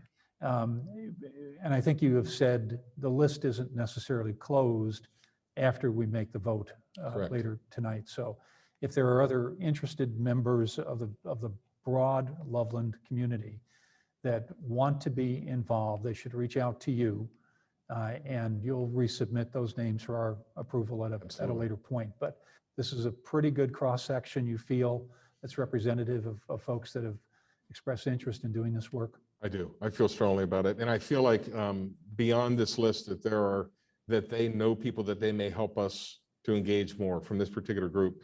And if they aren't on the Citizens Advisory Group, they may be on a focus group. Right. We certainly want to get people involved. Right. Okay, thank you for that then. Do you know what percentage of the people on there are also on the planning commission? Just, do you know off the top of your head, the percentage of people that are also on the I planning don't know the percentage. I commission? know there are some on the planning commission, and it was interesting to me when I saw some of the faces at the planning commission because they were folks I had already met with. That's why I want to be, very open and honest with folks that this wasn't about them being on the planning commission. This was about conversations I had with them ahead of time. Some of them, based on the roles that they had, if I saw that they were someone who is very skilled in finance, I might have said from the planning commission, this is the person we need to have, but I'd seen their presentations and talked to them before. But again, we can open this up. If there are other folks, just let me know. And then the only other thing Again, in the interest of kind of speaking plainly, your intention, our intention is not to stay within the proverbial bubble. Absolutely. We're trying to get outside. Absolutely. And if this isn't outside enough, it's because the names haven't surfaced to us. Correct. Absolutely. So yes, we want this to be as engaging as possible. We need good feedback. And again, because this isn't just feedback about who the next superintendent is, it's good feedback for you as a board for your future operations. And then the only other thing I had was the website, which we talked about. If you have any questions, I can answer those, but I'm excited to get that going. Brad, I'm not sure if I should wait until later tonight and ask Bob, but survey results, we've had some of the surveys open for a while. The plans for sharing so that we don't information duplicate. generally would be what? I'll be covering that in my section. Okay, we'll bring that up later on when we talk superintendent search specifically then. Trying to find my Zoom to unmute. Sorry. Since we are voting to approve this later on, it looks like line 13 and 17 under Community Advisory Group are the same person but different spellings of the last name. So we just wanted to make sure we had all the correct information on Oh, there. we do. Okay. I will delete Dr. that. Lorenz just looked Thank at me you. like I was crazy. No, I didn't notice that.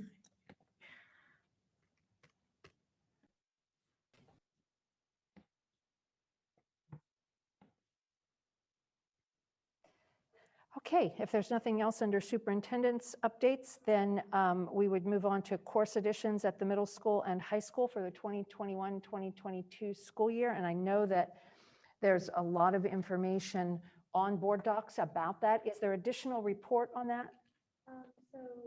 On board docs, there is just an attachment that I put on the front that's an overview that I think it would save you from going from all those documents that just kind of highlights the course description. Just a couple things that I want to point out is that in the middle school, that is an additional program that is part of the Great Oaks Career Campus satellite programs. That is the computer science, 2 computer science courses. That is a new elective at our middle school. I heard preliminary numbers today were so overwhelming that we may not have room for the numbers of 7th and 8th grade students that are very excited about taking these courses. The wonderful piece about this particular program is that will feed in rather nicely and create a very nice pathway to our already established CCP UCIT program that is at our high schools that students are taking for college credit. I don't know, we had a student here talking about these courses, so I don't know that I could do a better job than Anna did introducing a lot of our high school courses. So I have those chunked out by department. So you will see that there are 2 or actually 3 science courses that are going to be proposed. We also have 1 additional technology course that we're adding. I'm currently Speaking with UC right now to see if that could be filtered over into that College Credit Plus option where students could actually earn college credit for this one, and it would be part of our Pathways program.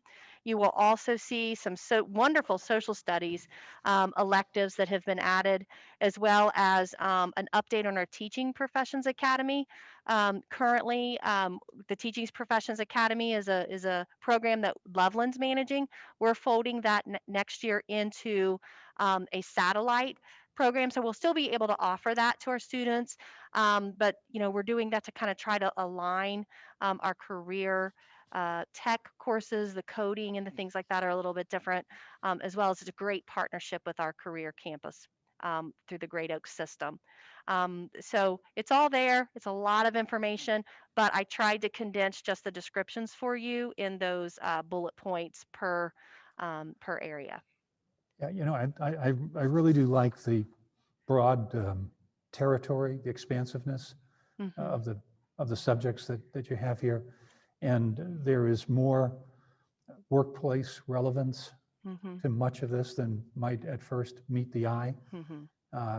And to your point on looking at the details, if, for example, you look at America's military since World War II, that looks like history and social studies and those kinds of things that young Americans should be well aware of. But when I read through it, I wrote myself a note about quote unquote leadership models. Right. Because I've studied military leadership models in what I think of as the more modern military. Mhm. And I was concerned that you wouldn't go there. And then I read deeper Mhm. into the material and realized that you have a West Point grad teaching this course. Yes. And I'm very comfortable that Mhm. the complete message Mhm. will get taught and discussed with the participants in this program. So I'd urge the public Mhm. to read thoroughly in the material. Don't just Mhm. stop at the headline, Right. if you will. A lot of good material here, Mhm. and I congratulate you on it. Right. Also, as that, is that currently on board docs for the public Yes, it is. already? Okay. So I would also encourage people to look and see that there would be some shifting of numbers around of students and teachers. So there is not a huge financial cost to this, No. correct? It's pretty minimal from what I've seen.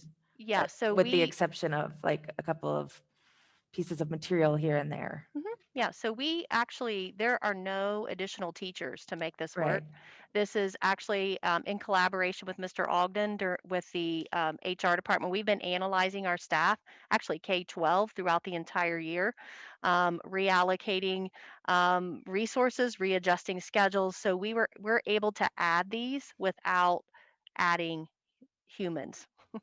Yeah, and the nice thing too is that I read in some of the descriptions that it would offer more opportunities to a college prep level student who Mhm. isn't necessarily advanced honors AP level course. So therefore they can take classes that they might have a higher Yes. interest in that haven't previously been available to them.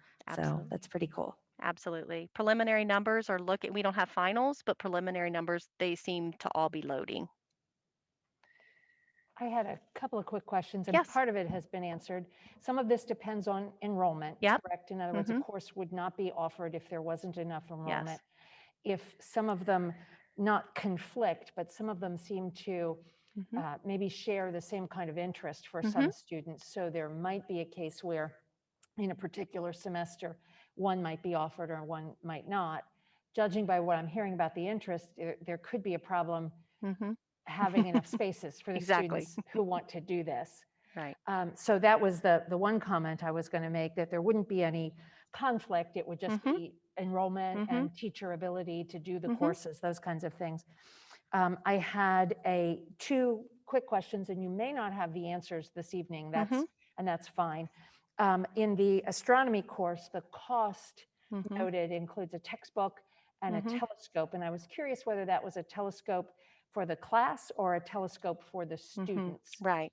I didn't know if we were going to have students all over Loveland now equipped with telescopes, and we needed to be looking out for Yeah. But, so I don't know if you know the answer to that. And then my other question was for the teaching academies.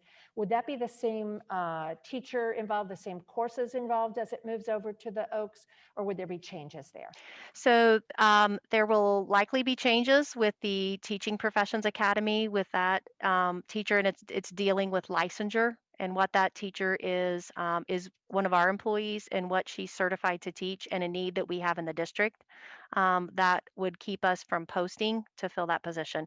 I'm stepping into Mr. Ogden's lane, but I think I'm pretty close to. We work pretty closely on that one, so I believe I'm correct on that, Mr. Ogden, on that answer to that one. The second question that you asked is I did some digging, and so I think it is they have found a way around the telescope purchase, and by being able to be creative with some things that they might be able to access differently. So I don't know, it's not going to be like a cost like we are buying telescopes for every child, or that we're asking families to do that at all. So yeah. Any other questions about these? Thank you very much. Any other board questions? And we do have that as an agenda item that Yes. we're going to put Yes, we on do. next. Andrea, I just when I was looking through it, I saw that 3 of the electives are proposed to be taught by the same teacher, and I'm impressed that we could manage to offer this many more classes and keep the same teaching load. Can one person pick up 3 new classes in a year? So yeah, it would be. I couldn't. Well, so this teacher proposed it.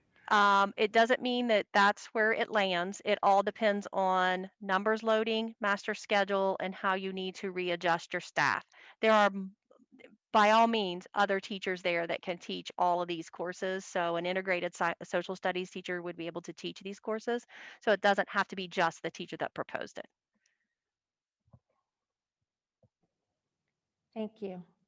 And I asked the question about the Teaching Professions Academy because I know we've had such great success with the program and the teacher there. So that was the reason I asked about that one. All right. Also on the agenda, you'll see the board statement on diversity, equity, and inclusion. I think that we've included that in other portions of the meeting, and I think we know that that will be coming. So I don't think, unless you raise your hand and tell me, I don't think we need further discussion on that this evening. We will continue with that discussion. So then we'd move on to board resolutions, and the first one would be to approve coursework for the 2021-2022. This is going to be hard saying all this. The 21-22 school year, to approve that coursework, and that is the coursework that we just talked about. So is there a motion to do so? Oh, I sorry. think I heard Ms. Pettit. I move. Is there a second? And Mrs. Washburn seconded. Any discussion or questions? We did discuss that under that topic, but if there are any other questions, we can entertain those. Seeing none, Mr. Hawley, can we vote on that? Ms. Pettit, Yes. Dr. Swetchina, Yes. Mrs. Washburn, Yes. Mr. Doherty, Yes. Dr. Lorenz. Yes, motion carried. And then the next item would be a resolution to approve the community advisory group. And that is the list of names with the, I guess, the correction that we took care of before. Is there a motion to approve that group?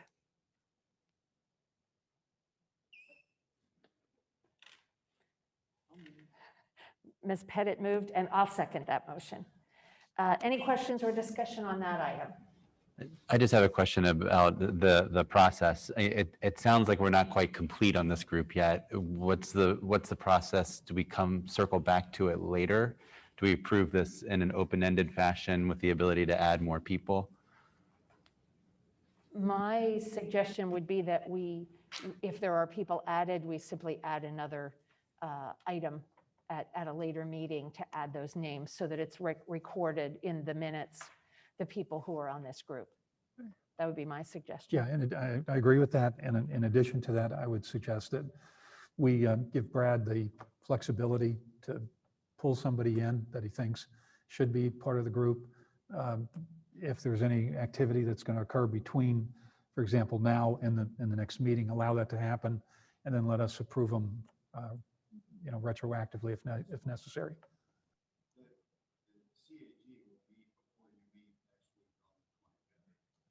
All right, so for the community members that might not have heard that, Bob Summers is saying that the CAG will be meeting before our next meeting, so I would, not much before, but in any event, I'd reinforce the idea that we trust Brad to do the right thing and get the right people involved and give them the flexibility to do so.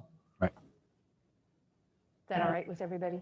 So the motion is to approve the list of names that we have this evening, and there would be another motion just to get those names on the record if we add any names to that group. Good. All right, anything else? Mr. Hawley, can we vote on that? Dr. Swetchnow, Yes. Mrs. Washburn, Yes. Mr. Doherty, Yes. Dr. Lorenz, Yes. Ms. Pettit. Yes. Motion carried. The next item is a board item, and this is to approve policy 7510. This is the second reading of that policy. We saw it at our last meeting. I do have one note to make. I will make the motion that we approve policy 7510 with the addition of the sentence that should have gotten in there, and there's just some crossed wires somewhere in the many iterations of this policy. We lost the line that says, under no circumstances shall school premises be used to raise funds for political purposes. So that would be in the policy that you are approving. And we did discuss that. We just didn't get it in the policy version that is showing up on the board docs agenda tonight. So I make that motion. Is there a second? Mrs. Washburn seconded. Any questions or discussion?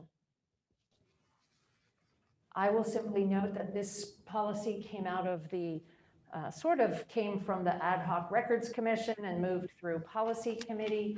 And just to be clear about basically what it has done is it has removed other political organizations from the statement so that it has aligned the policy with ORC and talked about just political parties and political candidates.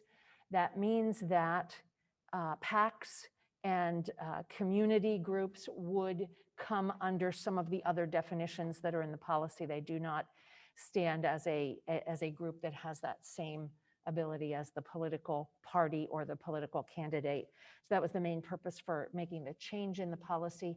The guidelines have not been completed yet for this, but the administrative guidelines would speak to exact things about the fees that would be charged and those kinds of things. But this is the policy that we would be moving on. And again, we had a first reading last time. We'd add that sentence. Any questions or discussion? Can you just repeat the sentence that we're adding and just We're remind not me? adding it. It was in the policy before and it got omitted in the version that got retyped. It just got left out. It is a sentence that says, and has always been in the policy, under no circumstances shall school premises be used to raise funds for political purposes. And is that in some way contradictory to what happened previously? And is that what some of the concern has been over time? I think there's concern. I think there's, it's a question of what is political purposes, what is raising funds, is talking about you're going to have a drive to get donations. Is that using the school property? So this is a pretty clear statement that says you can't use school grounds to raise. So even a political candidate who is allowed to come in and use the facilities free of charge cannot take checks as a contribution to their political candidacy, those kinds of things. So that's what I think this statement means. And I think there has been some interpretation of what was fundraising, what wasn't fundraising, who did it, et cetera. It's really going to hurt my plans for my meeting for my school board reelection campaign.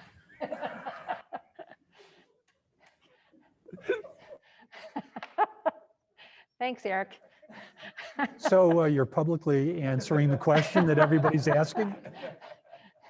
I had all kinds of responses for that, and I thought, I'm just going to remain silent. I wasn't on going to be this. silent. Okay.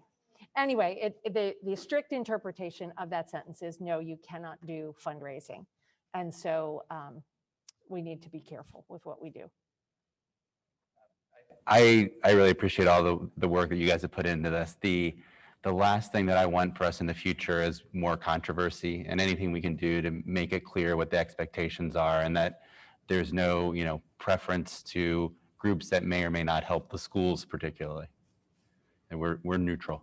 I think that's a good campaign slogan, Eric. The last thing I want is more controversy. I don't know. I can see it on a t-shirt.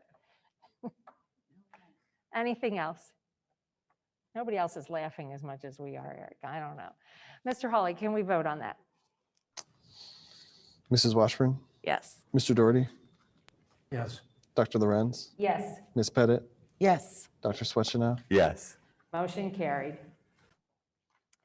The next thing I think is treasurer resolutions. And so I would ask for a motion to approve treasurer items 6.1 through 6.7. And then once we have a motion on the floor, Mr. Hawley can provide a report, and then we can have discussion on any of those items if you'd like. So moved. Dr. Swetchenow, did you move? Okay, so we have a motion from Dr. Swetchenow. And where is that? Is there a second? Mrs. Washburn seconded. All right, Mr. Hawley, can you give us your report? Absolutely. Thank you. So 6.1, 6.2 are the minutes from the last couple of meetings. I'm not sure if I do have a little discussion on that. Do you want me to wait on that till you go through the rest of your report? Or do you want me to do that No, now? go for it. You can do it now. That's great.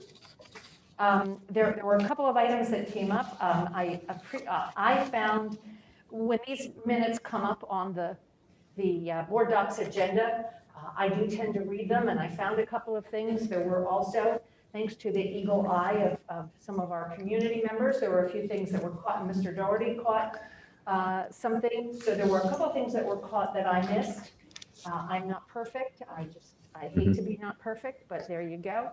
And the one major thing that we found was that the February 16th, 2021 minutes have a header that says that's a work session, and it was a business meeting.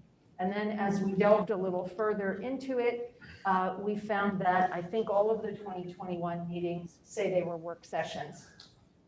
So there's not a legal problem with this, because in fact, all of the meetings that we have are regular board meetings, unless we call a special meeting. So it's important that a special meeting be categorized as special. It is called for a special purpose, but all of the rest of the meetings that we have are regular board meetings. We categorize some as work sessions and some as business meetings, so that people know that in general, a work session has more discussion about different items, and a business meeting tends to be the regular treasurer's items and those kinds of things that we need to deal with. So there's not a legal issue. It would be my suggestion that we consider the approval of these two sets of minutes, noting that we will make the corrections on all of the business meetings that are designated as work sessions, that we make sure that we clear up the minutes and they say business meeting or work session. And at a later date, this board can have a discussion of, shall we stop calling them work sessions and business meetings and just call them board meetings, and then we don't have to deal with it. So that was one item. The other item was there was some community input saying that our minutes still do not contain the detail that ORC says they should have. It is my understanding, and has been my understanding, and consulting the Ohio Attorney General's site, that because we have now video recordings of meetings, we have a transcript of the meetings, and that is a legal transcript of the meeting. And my suggestion would be, and we talked about this before, we've just never gotten the statement cleared up, that each set of printed minutes that we have a statement at the beginning where it says they're both virtual and in person, and that they exist in a recording, and that constitutes the context and the basis for decisions along with the reports that are in the meeting. So hopefully we can get that in the future. That's not for these sets of minutes, but we can move forward with that. So my suggestion would be that we go ahead and approve these minutes with those corrections to work session versus, or business meeting versus work session. Was there anything else on those minutes that the board wanted to talk about? Mr. Kathy, Doherty? would you be thinking that we would retroactively adjust the minutes to reflect that the video recording is in fact part of the minutes? I wasn't suggesting that we do it retroactively. I don't know if that would require that we have a motion at our next meeting that says all minutes beginning with January 2021 now includes this statement. We probably should do something along that line if we add a statement, or we could just moving forward include that statement. Maybe we need a touch of legal guidance on it. I don't want us to get bogged down in this issue. I did do a little research today, and I found a presentation from the Ohio State Auditor who says, quote, public bodies are trusted with a degree of latitude in the preparation of minutes. There is not one specific required method of preparing minutes. They may use, these are a series of bullet points, and I'll stop after number 2, audio recording, video recording. So there's clear guidance here that says the video recording is clearly supplemental in our discretion to the written minutes. And as we have talked many times in these meetings, our intention is to try to be as transparent and comprehensive as possible. And it's important that everybody understand that. And I would suggest maybe just a touch base with legal to see, if there's some easy, simple way of making sure that we have communicated that, and it's an appropriate, there is an appropriate mechanism for tying the videos and the minutes together to make sure that they are quote unquote legal and not to be challenged in the future on that basis. So I would suggest that we talk to legal and see if there's some expeditious way of connecting the two. Well, my feedback to that is that's great. That's one of the things when Kevin and I joined in the summer, one of the first conversations we had was, in the interest of transparency, can we start getting these recordings of the meetings that we're making published? And I think that if we can use that supportive of the minutes we have to ensure that everybody knows we're being as transparent as we can be without, completely typing out an entire transcript of the meeting, that's wonderful. The only other thing that I would give is feedback to that plan that may be helpful and I don't think would be too labor intense, but it's always easy for me to volunteer other people's labor, is as we go through in the written minutes, it may be beneficial to kind of just make a time mark. This was discussed at this period of time in the meeting. So if, for instance, somebody wants to go and look at the superintendent's resolutions, they know they can go 4 hours into the meeting and see when it was. And I don't think that would be a lot of labor for the extra written minutes, just to kind of make a notation, okay, we're 2 hours in. And again, that would be helpful for people who look at the written minutes and say, I need more context here to understand this. Okay, I'm going to go to this meeting to the 2 hour mark and see what happened. Yeah, so I can speak with my staff who puts together the minutes and see, what we did even originally one time is I think we tried to transcribe a meeting and see how time intensive that was. So we can even take it as a trial basis to do the time stamping and see, really ask Lindsay, how long is it really taking you to accomplish that? So. I'm sorry. I would even give the feedback. Again, I'm good at volunteering other people's time, even just live here. Like I could make a note on our minutes. Okay, it was 8 o'clock when I started this, and just block it up into each, group. Sure. I don't think we need a mark for every single item. Mm-hmm. Very simple approach. Each bullet, yeah. I like that too. Great. Okay, thank you. All right, so now you have no more time for your report, Mr. Hall. No, I'm sure everybody's now you can bummed go ahead with by the bulk of the treasurer's report. Okay, thank you. So 6.3 is the financial reports. This is what we give out at every business meeting. One piece that I did want to point out, obviously what we look back regularly on is our financial packet. Again, there's a lot of really great information in there, and I think it's really appropriate to a lot of the conversations that we've been having. We are still on track to meet our financial forecasts. One thing I did want to point out, I did put a note in here, and I did put a note on my administrative report. If you go 1, 2, 3,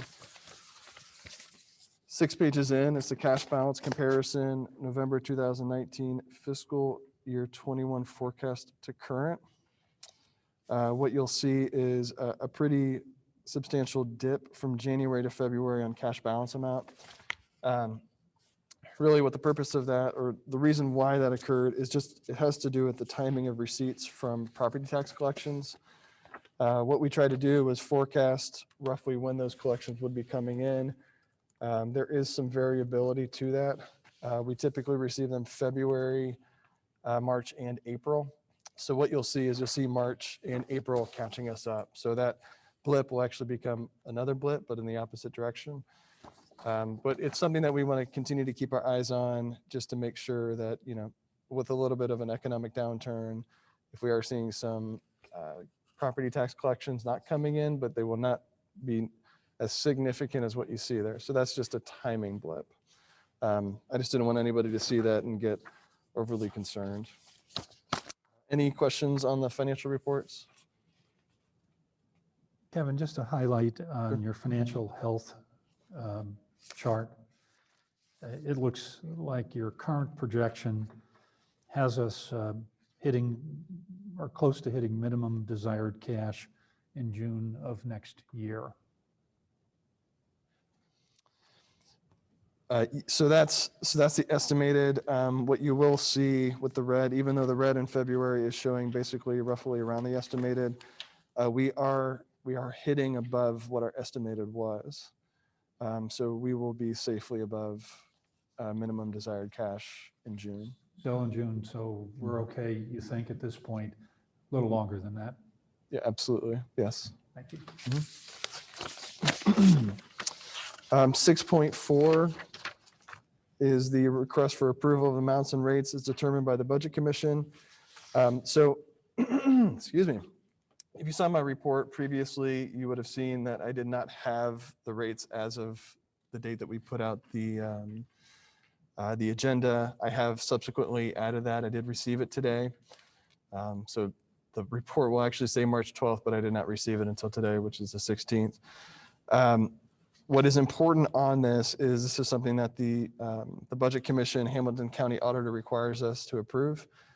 What I want to point out to the community is the first page is what we would consider total millage.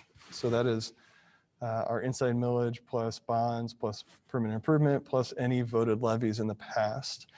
I think this is a great opportunity to take a step back and just discuss what happens with millage as time goes by. So if, you know, I would say many people are not familiar with the fact that as property values increase in the district does not receive any more revenue for voted levies. So if previously passed levies do not actually accumulate more revenue as home values increase in the district. It's called a House Bill 920 effect. It was passed in 1976. So this is, unfortunately, is not necessarily a new phenomenon, but I think it's something that is not always well known. There's a lot of good information. If you look at my report, I did add a link in there to that discusses really briefly about what that effect is. But what you'll see is on page 2 of the document and further on, that is what's called our effective millage. So the voted millage is on page 1. Effective is what millage becomes as it adjusts as home values increase. So you're not paying 70 mils on your home for the school district. You're paying closer to 40 to 42 mils. So that's just an important piece as we look forward into the future for the district. You know, many people who might be on this call or people in this room may have received a new appraisal or an update from their local auditor. So Claremont and Hamilton just did a reappraisal and a triennial update. You may have seen some significant increases, you may have not. But just know from the perspective of the school district on voted levies, we do not receive any more revenue for those increases in your home values. So that's very important when we're looking at a financial forecast going forward. So any questions on that? Great. And I'm going to let Mr. Ames take over from 6.5 moving forward.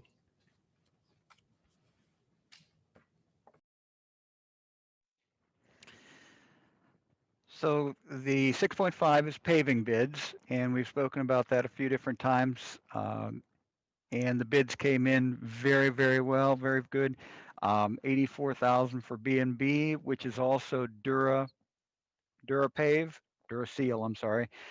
They have two different names. This company is out of Columbus, and they're trying to, I believe, make their way south, and their reviews out of Columbus have been excellent. They've done a lot of school work up in Columbus, so very happy to let them make their name down here and do a good job for us. The second one, the 6.6, the roofing project. That project is rather in depth due to the amount of work that's being done. That's in my report. And we chose to use the consortium process. And if you will bear with me for a minute, we are a part of the Southwest EPC, Educational Purchasing Consortium, who is a part of the Ohio Educational Purchasing Consortium, who is also a part of the American Educational Purchasing Consortium. So we are able to utilize pricing from nationwide. I believe there's 27 states involved in this process. We have used it in the past. I believe we used it for the track, and I believe we also used it for the replacement of the field turf. The reason it is coming up as an item or agenda item by itself is Gary Stadronsky, our attorney, has suggested, just since with the scope of this project, that we should go ahead and do it this way. And if that's what he suggests, then we are doing it that direction. The three companies that actually bid on this, Imbus, Farrell, and Kramer, are three roofing companies that have all done work for us in the past. They always bid on our projects. There's a number of companies that come and go, but these three are always in the running to do work for us. So I was very happy to see all three of them involved in it. And the final one, 6.7, removal of the buses from inventory. Those are, I spoke to it in my board report. Older buses, 2002s, we have kept them around for a number of years. We strip parts off of them. We take doors, seat covers, seats, anything that's usable, we take it off to reuse on other buses. Typically, the mechanics tell me we can save $10,000 in parts over the period of time that they're being used or the parts are being pulled off. So at the end of that time, we take a hulk of a bus with very few parts left on it and have it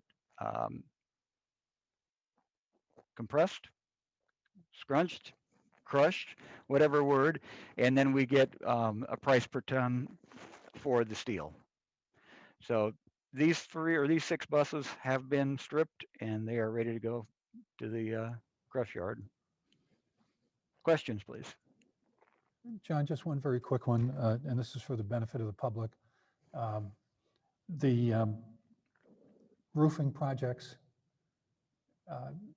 maybe you could just make mention of the rough dollar amount that's involved in these things. These are very expensive endeavors. Yes. I'm not sure the community is always aware of it.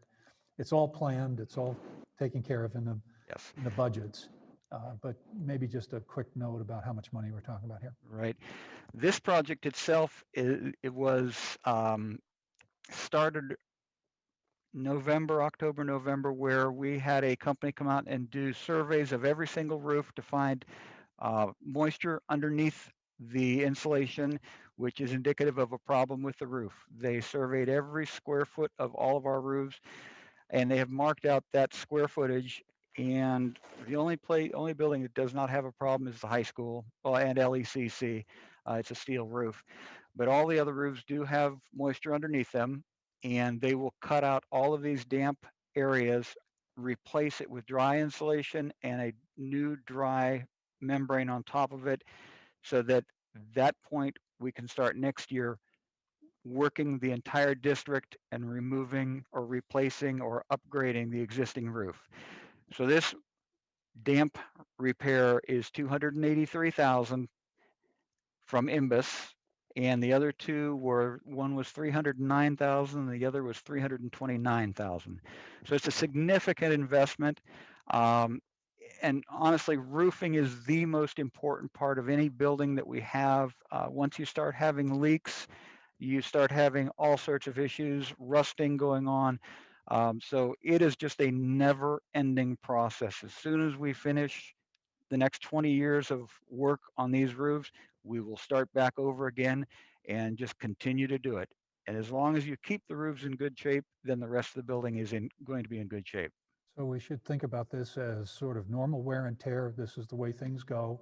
It's Yes. what you do to maintain buildings and have them viable for many decades. Yes. As But it soon is as, expensive. yes, as soon as it starts to get any cracks in the roofing membrane, then the deck underneath it starts to rust, and then you start having infiltration of water into buildings, which is going to cause all sorts of other issues. So yes, this is just normal wear and tear from sunlight that you just have to keep working on all the time. Thank you. Mhm. And before we vote, I just wanted to go back to 6.6, and John can, I'm not going to make John speak more to this, but just wanted to reiterate. So we don't talk a lot about the cooperative purchasing program, but this is a way that the district is able to save money being a part of a co-op.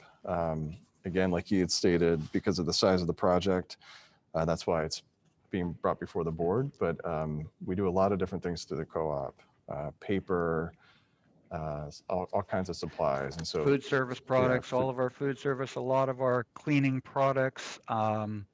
It's just, they are able to bid large quantities, and we are able to take advantage of all of that.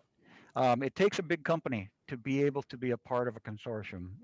It's not like a lot of the paving companies. They're smaller companies owned by an individual, and they do not have the resources to be able to get involved with something. So that's why you don't see them for paving projects and other items like that. But when you're getting into big dollars or large corporations, then they can do this for you. yeah, so basically the school district is able to take advantage of specialty pricing, which in many ways keeps our costs down significantly as well. So I mean, I'm glad that we talked about the roofing projects just in general, but I think it was a great opportunity just to talk about how the cooperative purchasing program really does help out the district. So any other questions? Anything else for Mr. Hawley's report or Mr. Ames' part of Mr. Hawley's report? If not, we have a motion to adopt those 7 items, 6.1 through 8 items, 6.1 through 6.7. And so we have a motion and a second for that. Mr. Hawley, can we vote on that? Mr. Doherty? Yes. Dr. Lorenz? Yes. Ms. Pettit? Yes. Dr. Swetchenow? Yes. Mrs. Washburn? Yes. Motion carried. Next item on the agenda is the Director of Human Resources item. And so I would make a motion to approve the resolutions of the Director of Human Resources, including resignations and employment of certified classified homebound substitute and supplemental positions for the 2020-2021 school year. Is there a second? Mrs. Washburn seconded. And so Mr. Ogden has a report. Mr. Ogden has the list of human resources items posted on board docs. Do you have an additional report, Mr. Ogden, or are you open to board questions?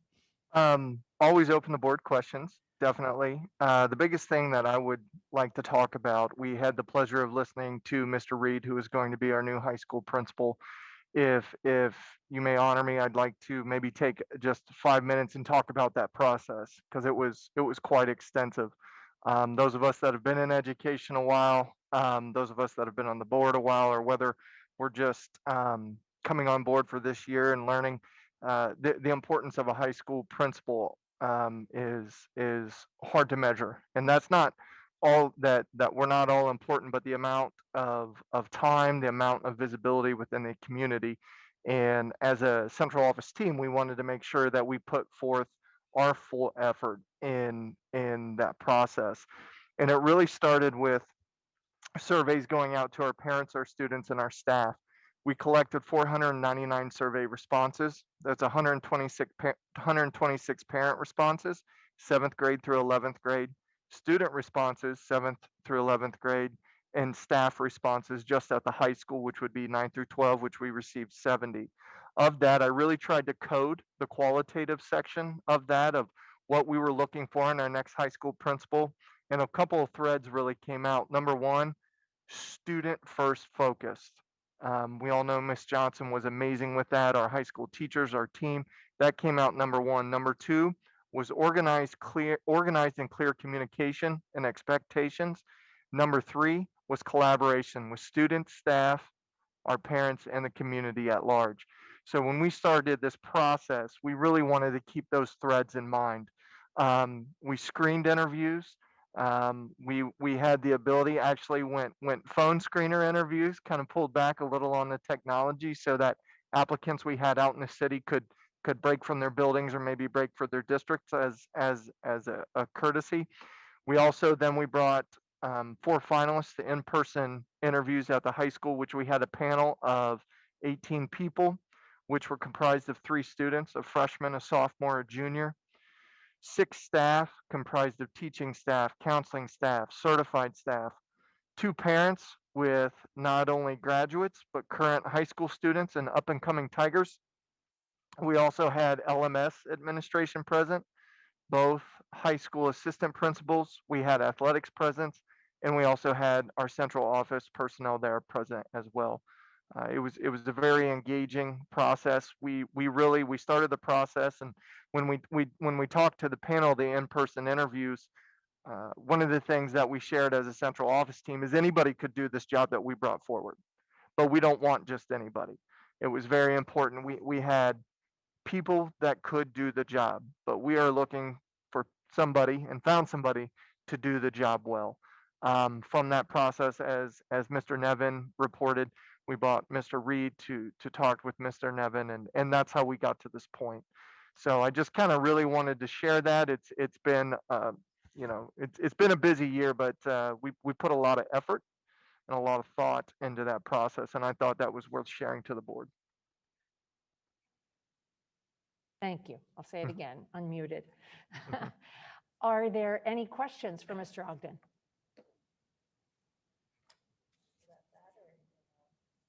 I'm sorry, Mrs. Washburn, I couldn't hear you. No, just in general, Mr. Ogden's report for the items that we're going to vote on. When I looked at it earlier, it seems that there are a relatively high number of teachers resigning from LPS and LES. Mhm. Is there a reason, and do we have people being recalled or coming into those spots? That's a very complex question. First of all, those were all leaves of absences. We had a number of leaves of absences that were either on their first year or the second year, and per the collective bargaining agreement, you can take up to 2 years in a row. So, but really, that was everything hadn't completely shaken out from the second levy failure because we had leaves of absences, which kept people for this year in certain positions from promised RIFs. Does that make sense to everybody? Okay. With that being said, because we did have so many leaves of absences resign, those people, there will be a couple of recalls of which we are working through at this point. But it also really completes the board commitments out of the second RIF. I will say this, K-4 had a lot of moving pieces this year because everything was idle. And when I came into this, there were some that had been because of a leave of absence. If somebody was on their second year, it was quite a dynamic chessboard to piece together. Is that it? Is that all for you, Mrs. Washburn? Okay, Mr. Doherty?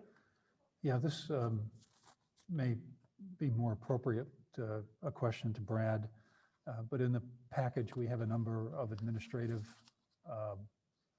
contracts being renewed or extended. And in light of some of the information that we've gotten from the Planning Commission just recently on the subject of benefits, would you care to comment about what the strategy is?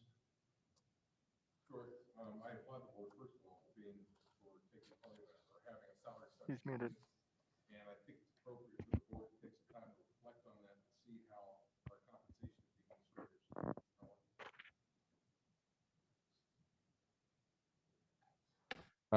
Anyway, I said I applaud the board for engaging in a salary study across the board. I think it's appropriate because you've really received that information about your administrators pretty recently. It's appropriate to kind of chew on that and figure out how you want to structure the contracts moving forward. I know that there are some specifics in the compensation in the benefits area that have brought up some questions. So my recommendation is to move forward with these contracts. It's time to get this done, maintain status quo at this point in time, and that gives the board time to reflect on how you want to move forward. There's a risk right now if you move too quickly, that it could cause some confusion in those contracts. And I think that this is a sound way to move forward and still be able to reflect the board's desires as we change up compensation plans in the future. Anything else? I'll just clarify that we have approximately half of the administrative contracts each year. They're generally 2-year contracts, and so about half of them come due at this point, and then another half. But there is an opportunity to work with the contracts of all the administrators at some point. But at this point, we are moving forward with the current contracts and renewing them for 2 years for these administrators. Any other questions or discussion? Mr. Hawley, can we vote on those? Dr. Lorenz, Yes. Ms. Pettit, Yes. Dr. Swetchenow, Yes. Mrs. Washburn, Yes. Mr. Doherty. Yes. Motion carried. The next item on the agenda is moving into presentation and work with CF Educational Solutions. And I just want to clarify for the benefit of the folks here who are here with us, what we have left with us are our central administration staff. And so I want to be clear who is going to be involved in this work that we're doing with CF, so that Mr. Ames, Ms. Connor, Mr. Dool, and Mr. Ogden know their role here, their responsibility here, whether they would stay for this portion of the meeting or not. Unfortunately, I think Mr. Ogden, we don't get to let you go, because once we're finished this, we do have an executive session scheduled for the end where we would, because we'd be, hopefully we would be talking about negotiations. We'd invite Mr. Ogden, Mr. Nevin, and Mr. Hawley in. So I think you're all stuck, but I would like a clarification for the other administrators who are here, whether they should stay and take part. Obviously they are welcome to stay for the whole thing, but I'd like to clarify for them what their role is. Mr. Doherty, do you have that? Does Mr. Summers have that? How do we want to deal with that? Actually, Kevin or Brad is the only one that really needs to be permanently connected. I think that makes sense, but I think I'm trying to make friends over here. Is what Yeah. I'm trying to do. I understand that. And I absolutely want them to understand that, of course, this is a public meeting and anyone is welcome to stay, but I also want to let them know if they have other work that they need to do, they might be excused from this portion. I think it's up to them then, is what I'm hearing. That is correct. Thank That you. is correct. If I can kick us off on this. Yes, Joe, sir. if you could promote Bob Farrell, make sure that we get him in the meeting. For our And audience, so- Bob Summers is here in the room with us. Bob Farrell is joining us. There he is. Welcome, Bob. Thank you. Hey, Bob. I just want to do a very brief introduction and kind of a recap on where we're all at in the process. So if you remember our last meeting, we talked about the next big thing to do was to identify the community advisory group, which we did earlier in this meeting. We had talked about having a legal review of CF's intended process. That has been conducted and legal has expressed confidence that the approach that's being taken is good from that perspective. There are a number of so-called baseline surveys to be undertaken. Several have gotten started. I don't know if we're complete with. I'll cover that. You'll cover that. Yep. And that brings us up to what we called last time aspiration statements. And this was really intended as a board exercise to Kathy's comments earlier, board vision of the aspirations for our next superintendent. That's what we're going to work on now. We expect that will take an hour or so. Or less. Bob Summers is You actually have to go to work now as board members. He's going to take us through that process. And then That's right. Following this, we have a number of focus groups. Brad talked about those earlier this evening. That will kick off, get underway. And ideally, on the special meeting that Kevin Hawley announced just recently, today, yesterday, something like that, scheduled for March 25th at 6:30, we'll have a interactive discussion building the candidate profile. So everything that started just recently will lead up to that profile definition. And then what follows the profile definition is going out and finding candidates for assessment. That's So right. with that, I'm going to, I think, turn it over to Bob Summers. That's the plan, and I'll include Bob here in just a second on the focus groups because he's heading that part up as requested by the board. First of all, I want to thank you for the opportunity to do work together. I do want to thank you as board members. I had the occasion of actually running for and winning a position as a board member in my local hometown. So I know everybody should have to do it once and nobody should have to do it twice. It's a difficult task, but it's an honorable thing to do to contribute your time and energy to the community for the sake of kids. And I don't want to miss the opportunity to thank you for doing that. In simple terms, we're going to sprint, then we're going to have a long intermission, long run, slow run, kind of a marathon, and then we'll sprint again. That's how this process works for you. We started March 2nd. We've got a real tight schedule last week and this week. Your team, in particular, Brad and all of his support team and Kevin have been just fantastic to work with. They've been delivering lots of good stuff. The beginning of the process does rely heavily on your team, and then we take over from there because we obviously don't know we don't know your community like you do. So your community, your committee, your advisory group, and your focus groups, we have to rely very heavily, and then some basic knowledge and information. But once that happens, we will be taking over from there. We are tonight going to be working on aspiration statements, but I wanted to real quickly give you an update. Surveys started in earnest on Thursday or Friday of last week, about 3 days after you approved the contract. Those will stay open, so is there a problem if I could take this mask off? I'm having trouble talking. How's that? What we've got in the surveys, they're still open because we want to maximize our opportunity for people to engage. There are 3 surveys that started on Friday of last week, the NPS and Net Promoter Score, both internal and external. We're running about 912 responses already on that survey, which is a solid number. Obviously, You would like to have more, but very solid numbers. The Are We Making Progress, which is faculty, staff, and administration, we're up to 204 responses. So still got a little room on that to go. But again, these were started on Friday, so people take a weekend and then come back Monday and Tuesday. Student survey up to 382. Remember that you run from, I believe it was fifth grade to 12th grade, or middle school and high school, I think, Brad, is what you put in the mix. Yeah. So if you think about roughly half your student population, you got 382, which is a pretty strong response. The community engagement in the survey process actually starts with the thought exchange. And as Brad indicated, that went live today.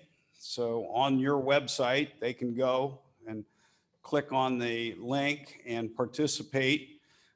When we say 100%, we would love to have every single person in the entire Loveland School District participate in this process.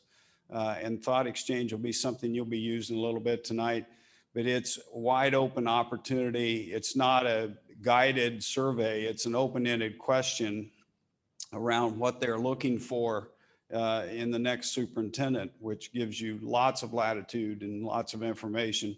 And we look forward to including them.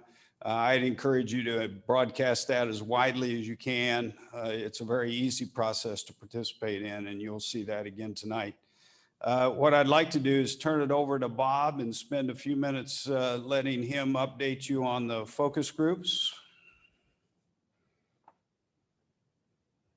Got mute. That's the favorite statement for 2020. Okay, how about now? All right. Well, we are doing the sprint on this on these focus groups.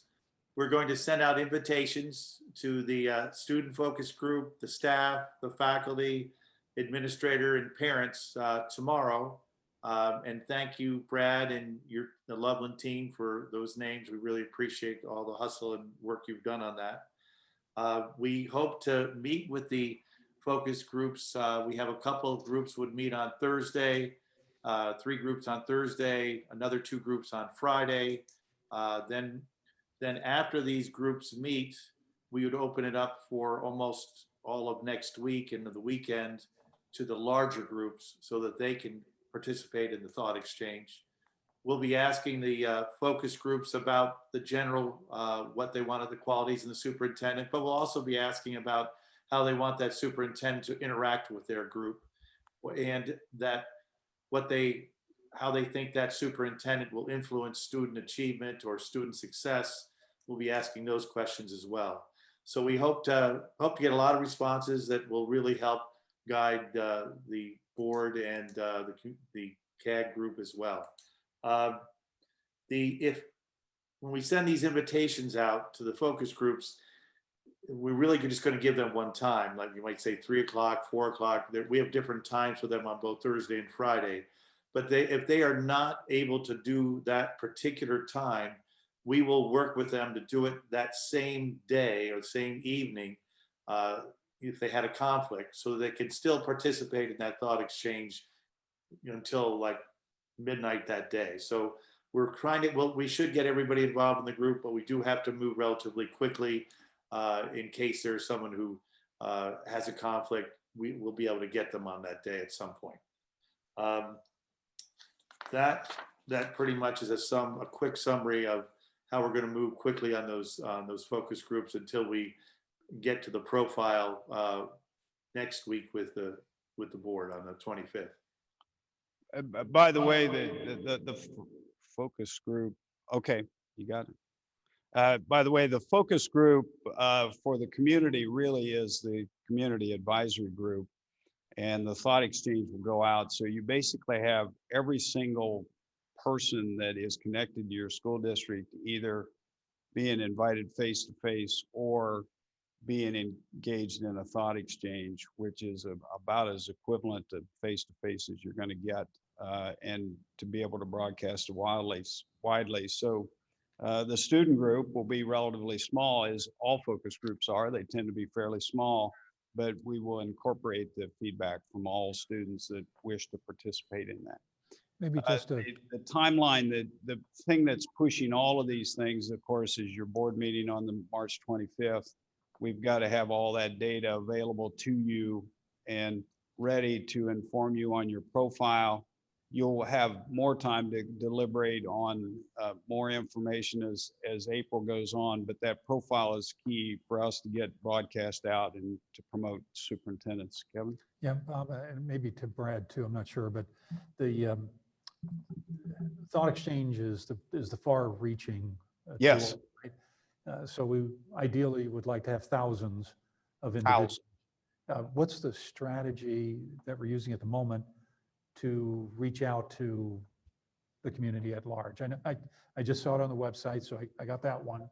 What else do we have going? We'll just work on the website. I'll send this out to all the principals as well, make sure that they have separate pages, they put them on their pages. They can get them to all of their booster groups. I'll reach out to the planning commission because they have some people that have pages there. So if you think about all the boosters and all, I don't know if we have a ministerial alliance, which is a great way to reach out to a lot of people in the community, where I can send this off to one pastor and he can give it to others. But I would say Newspapers. Newspapers, which I'll reach out to, but there's no reason that folks couldn't send this link off to their You can Rotary Club, the Chamber of Commerce, obviously. So I had thought Facebook groups can easily get access to this same way. I had thought earlier that sometimes we get something published in the media that we go to. Sometimes we don't. It really depends on what they decide to run. Paying for a box, an ad box, something like that in your purview. other than Not a lot of money. So Yeah. So well, I'm thinking the local media. they'll Are you sure? Okay. Well, if they will, that's great. I just okay.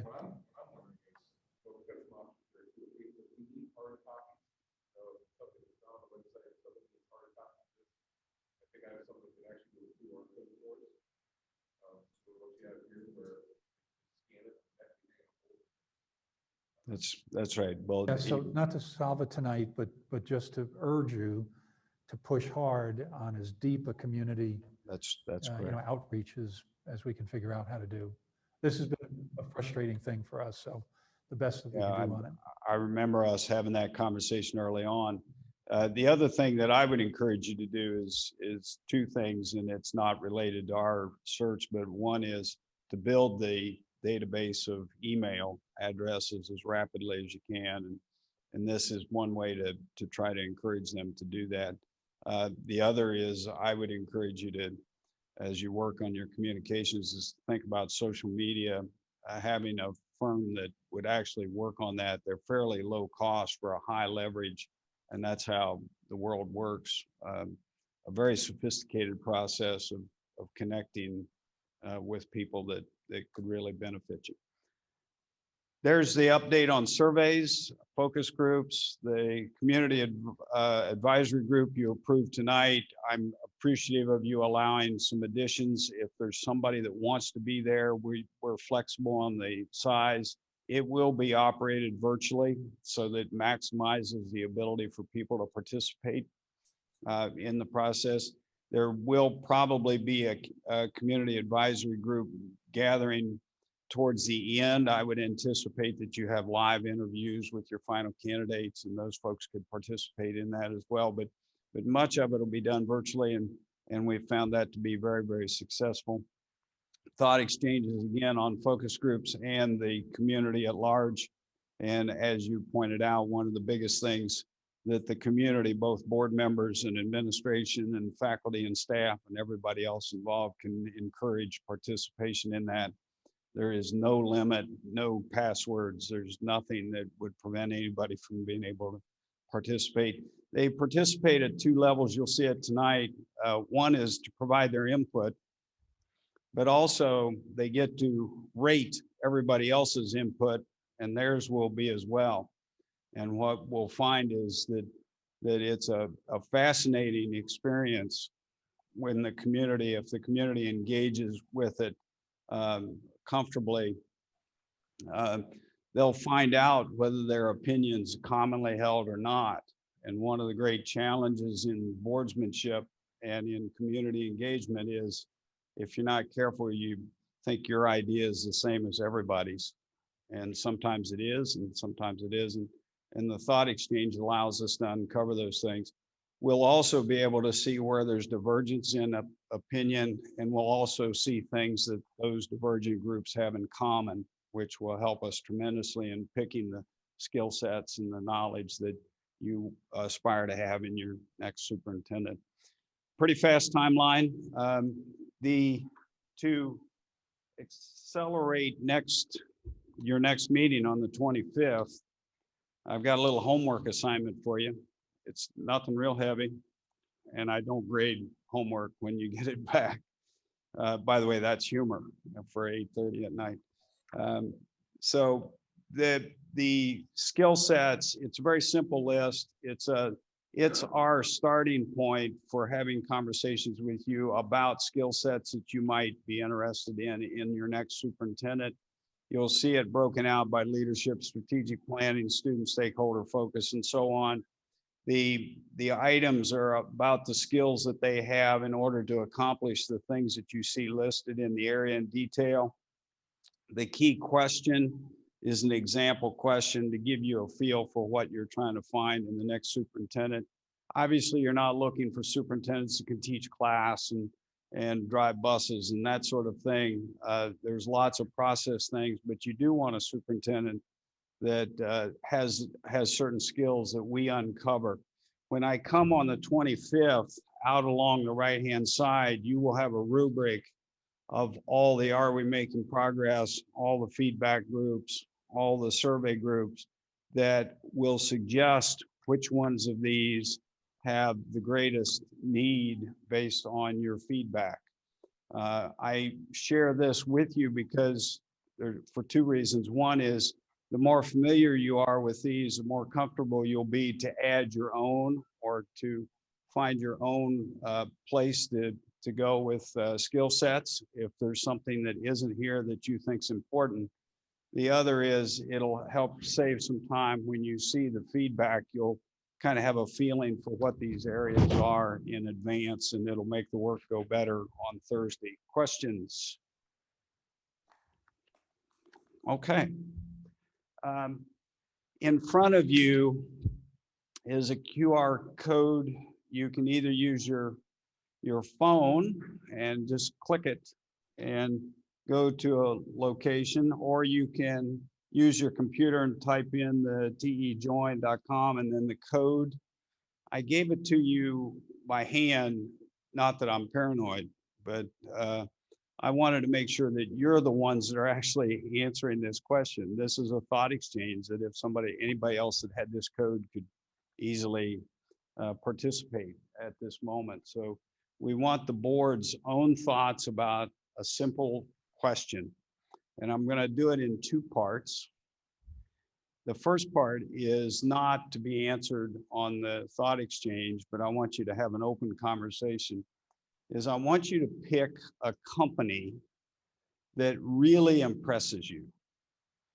A company in your life that you go, wow, there's a company that if I had to run one, I'd want to be run that way. Or if I own shares of stock in something, or if I was a customer of a company, this is somebody that I really respect. So have you got one of those in mind? And we're just going to go around, and what I want you to do is tell me what the company is, and then tell me what fascinates you about that, or what prompted you to decide to use the company that you had. Who wants to start? And we'll go counterclockwise. Eileen? I wanted to start so nobody stole my answer. So, the company that immediately popped into my mind was Google. And I think a lot of people are familiar with the thought behind how they run things. And the reason I selected them is that I think that they take care of their employees to and that makes the employees want to work harder, and they provide them with a lot of different amenities, if you will, which fosters creativity and passion for what they do. So caring for employees, creativity, innovation, passion. Kevin? Well, I can think of one company that you might want to consider. This over the course of a lot of years, I've met with a lot of companies. Yeah. And I've learned maybe not reasons not to admire a lot of these. And the company that I worked for, of course, was Prom most recently. And I had the opposite experience with Prom, where I wanted to admire it more and more as time went on. And it's a company that really isn't particularly well understood by the public. They know what it is, but they don't know what it is. In the sense that it's one of the largest employers in the world. Mm-hmm. I think it's probably the 7th largest employer in the US. It's a company that I learned had deep respect for its customers. And I can go into all kinds of discussions about how that evidences itself, but it cares about every single customer. It doesn't care about, dimensions of that customer. Only that customer walks in the store, comes to the website, whatever. They care about that customer. They have a deep intrinsic care for the well-being of their employees, what they call their associates. And that is evidenced in numerous ways I can go into detail about. But they care about the well-being of their employees just as much as they care about the well-being of their customers. Oh,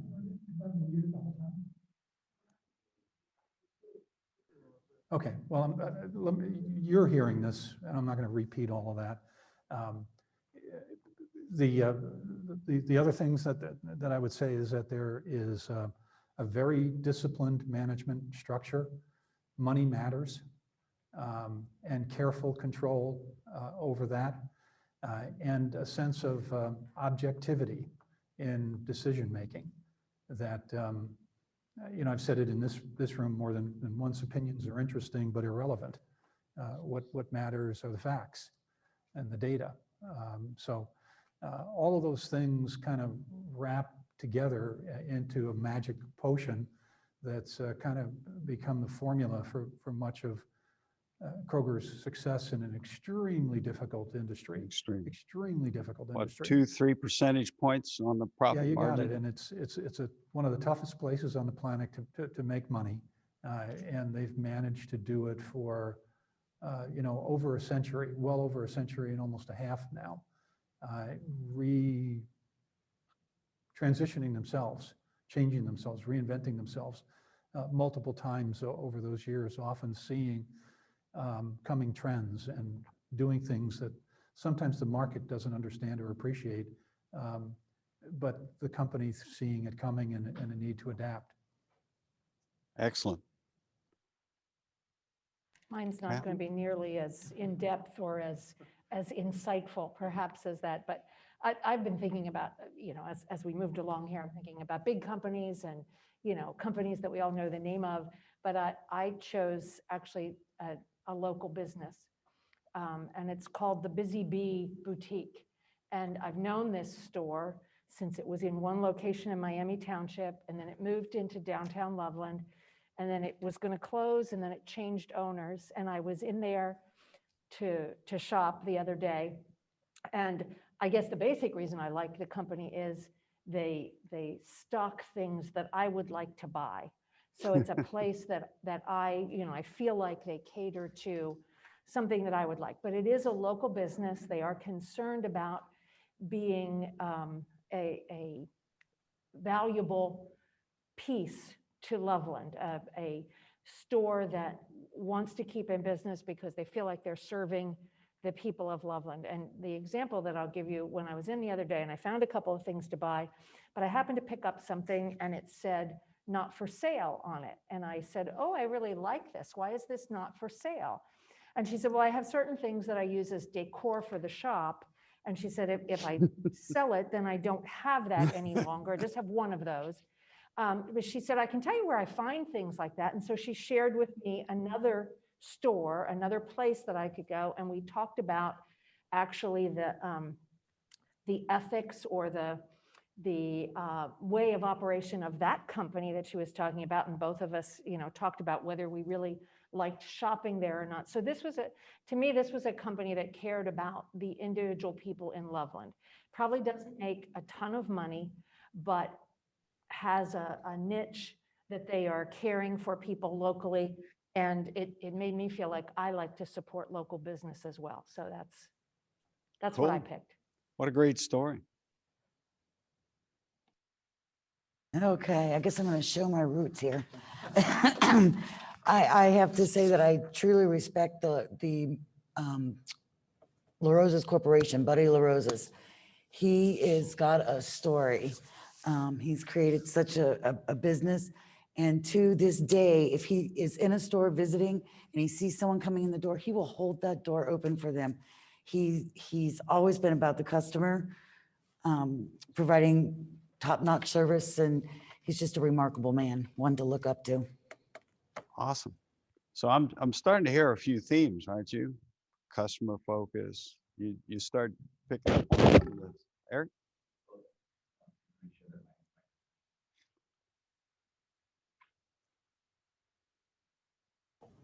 Well, I'll dodge your question completely by not naming a business, but going back and reiterating what's been said, the importance to me of a superintendent search is our demonstration as a board and a future superintendent's ability to demonstrate our goals for our community. And using all of the businesses that you guys discussed perfectly nailed what our goals for the community are. We want to be open and welcoming. We want to be local and centered. We want to be able to survive and thrive for the next 150 years. Those are the things that are more important than any single business that's been able to carry those things off.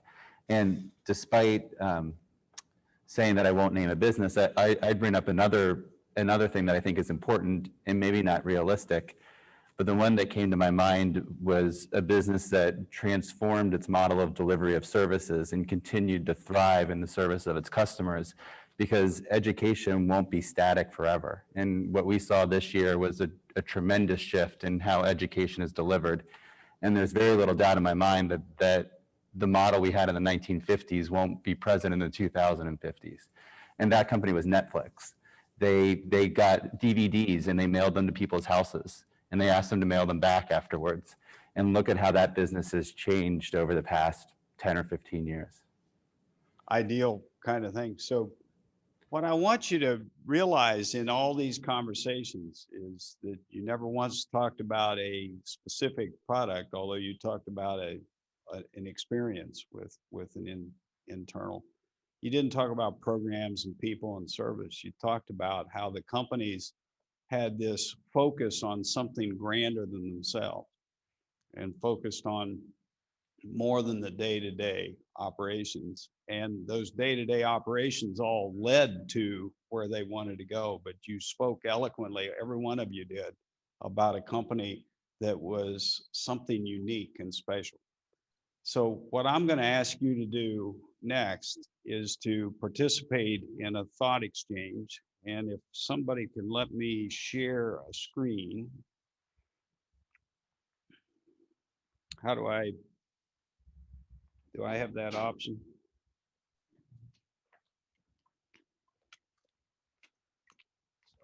We use these things all the time, but I don't. So click on the three dots there. Yep. Bring this up full screen real quick. It's hiding the option. There it is. Okay, share screen. And what I'm going to do is, yeah, as soon as I found the button, I knew what we were doing. So what I want you to do is I want you to either click on that QR code, but go to the Thought Exchange site. And what I want to do, what we're going to do is we're going to spend just a little bit of time, and we'll next screen. I want you to put in your thoughts about what do you want Loveland City Schools to be known for 20 years from now? What do you want the story to be so that Loveland City Schools is the most admired school district anywhere around? That people want to come and understand what you do and how you do it because they've heard these stories that you told about your individual companies. So think big picture, think broadly, and I would suggest that you identified some things that you might want to think about already around customers, around cost effectiveness, about adaptability and innovation. Every one of you talked about those things and the story behind it, but put in your own thoughts around what would your aspirations for Loveland City Schools to be. Starting today, you definitely don't want to already be there. You may have progress down a pathway towards some of this, but you want to push yourself a bit, push the district a bit, and put your ideas in. Put in a few thoughts, then you can go do some starring, which will allow you to see what other people's thoughts are, and then you can go back and add some. We're going to give you about 8 minutes to do this. But before we do, I see you're already working, so that tells me that you probably understand the assignment. But any questions about what you're doing? By the way, we're not going to actually end up with aspiration statements tonight. What you're going to end up with is a list of really valuable resources. We'll have a conversation. We'll let you go back in one more time. And then I'm going to try to craft the first set so that you can rip them apart on the 25th and rebuild them.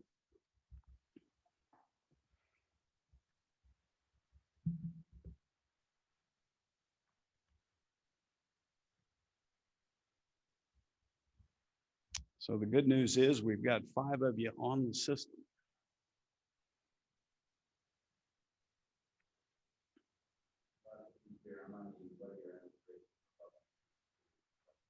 That is correct.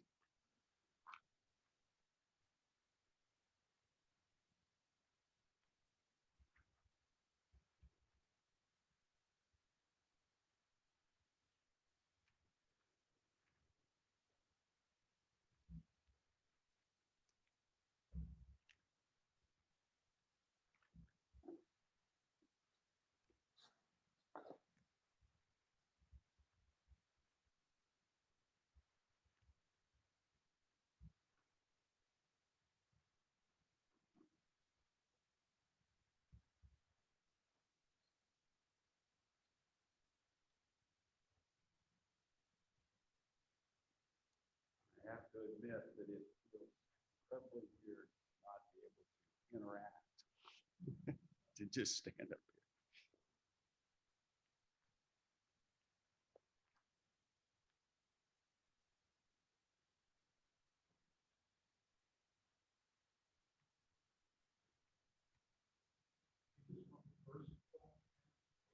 No, you can put down as many thoughts as you want. Think big picture. Think about those company stories you told about.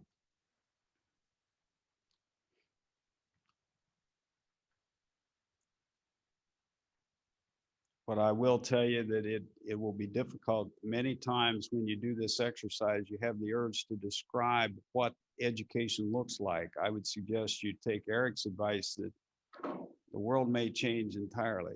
What if Netflix had said they were in the videotape business instead of the entertainment distribution business? Think what the railroad would have been if they had realized they were in distribution, not railroads. They might have built the internet. So think about what it is that's at the heart and soul of the district.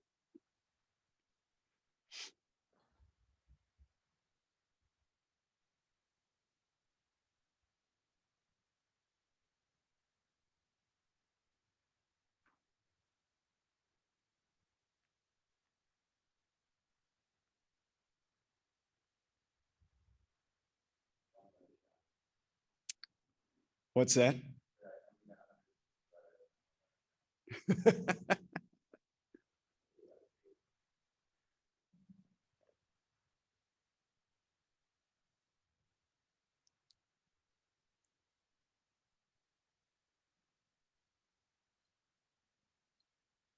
One thing I learned working for 2 governors is if you can't fit it in Twitter, it's probably not going to get any attention. So stay brief.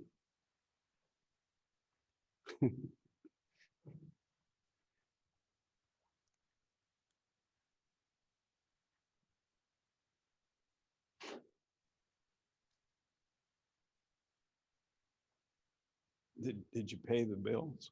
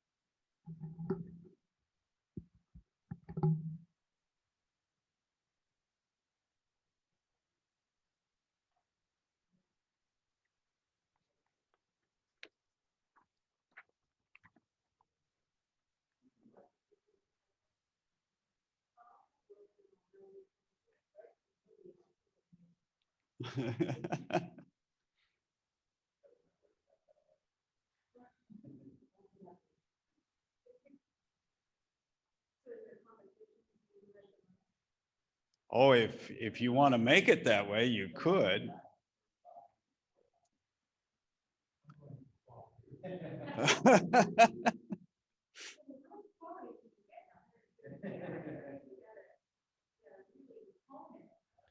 Well, I think of big aspirational statements.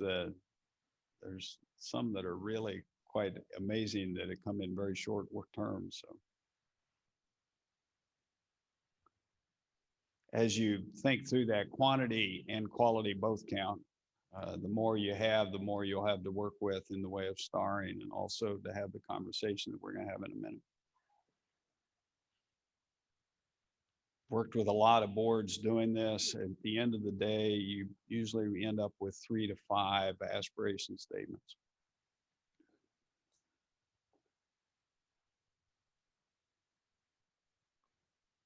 By the way, if you want to see what the group is actively doing, you can see the little graphic on your screen that each one of the little squares is a thought, and each one of the little heads is a person. And when you start starring, they'll do all kinds of interesting things.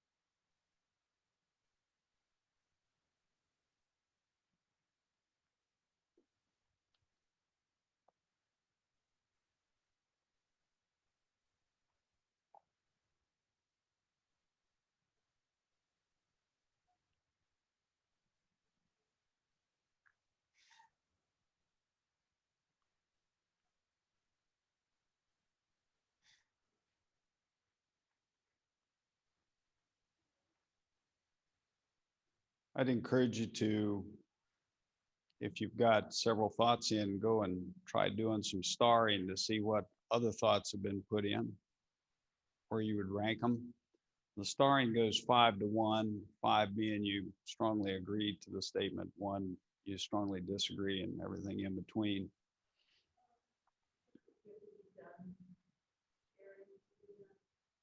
You don't necessarily, you can go back and forth. I'd encourage you to kind of put down 3 or 4 of your top thoughts and then go do the starring. Yeah, that's all right.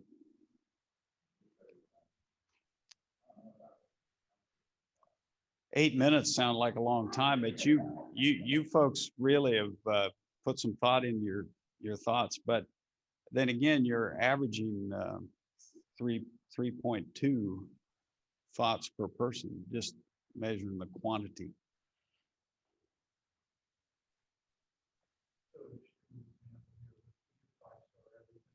Oh yeah, yeah.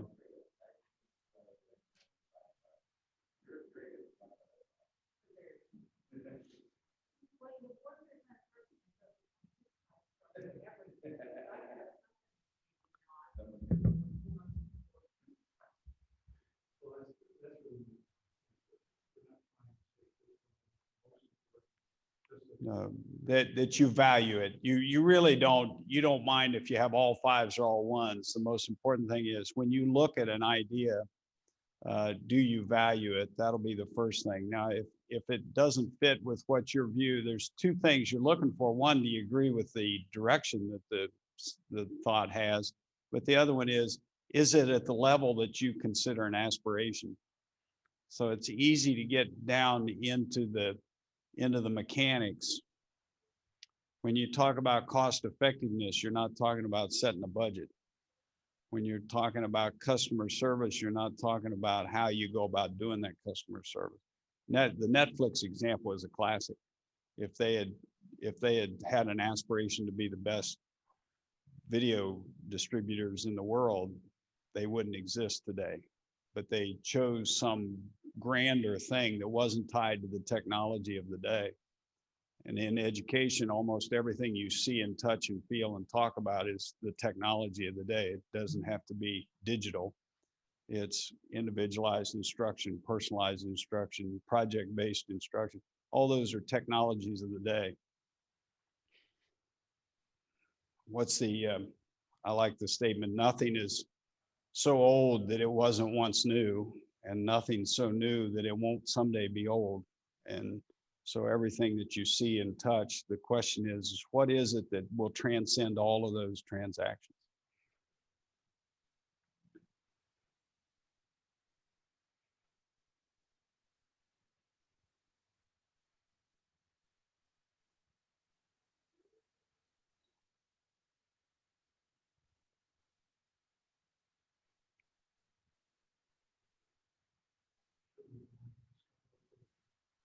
Oh, it's entirely up to you. The inquisitive folks amongst you won't be able to resist.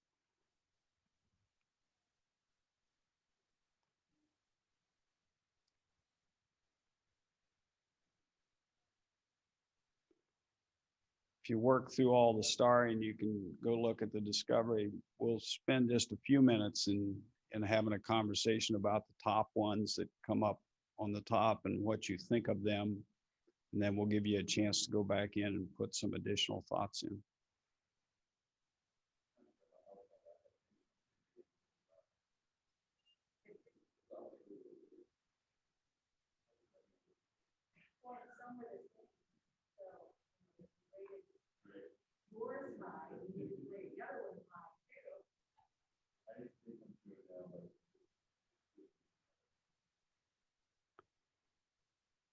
Yeah, I have the pleasure of trying to do your first cut of trying to put all the common pieces together and see what you come back with.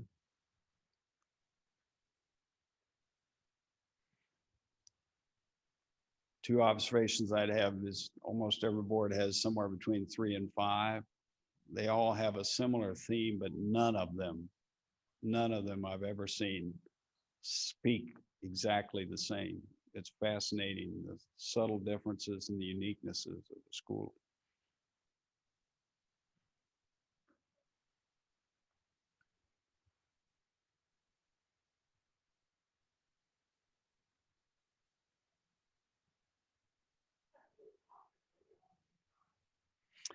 That is a thought that has never been rated.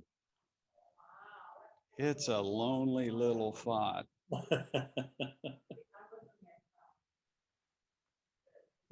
It's behind the number right now. It's hiding. It's embarrassed. It's embarrassed that it hadn't been tagged. Now we use Thought Exchange a lot, and every once in a while, there it got tagged finally. So everybody's connected to something. Yeah.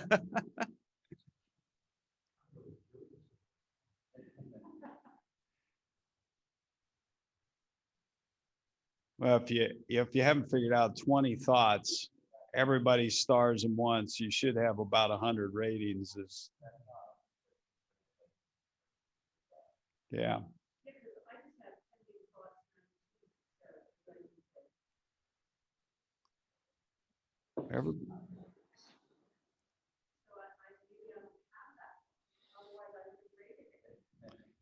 Maybe it's thoughtless.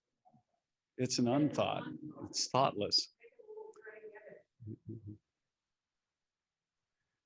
I hope as you, not only are you working hard on your aspirations, and the real work will come next week when I bring back the first round and you really have to think about your words more carefully, but I hope you recognize the power of thought exchange.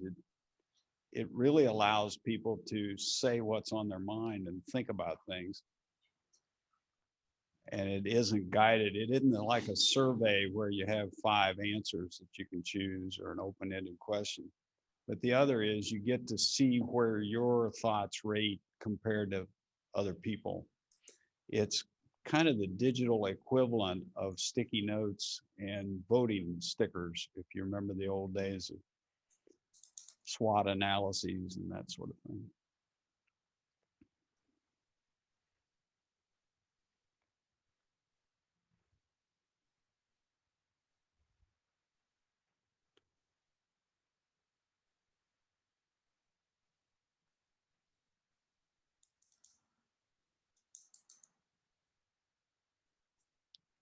Give you just a little more time, and then I want to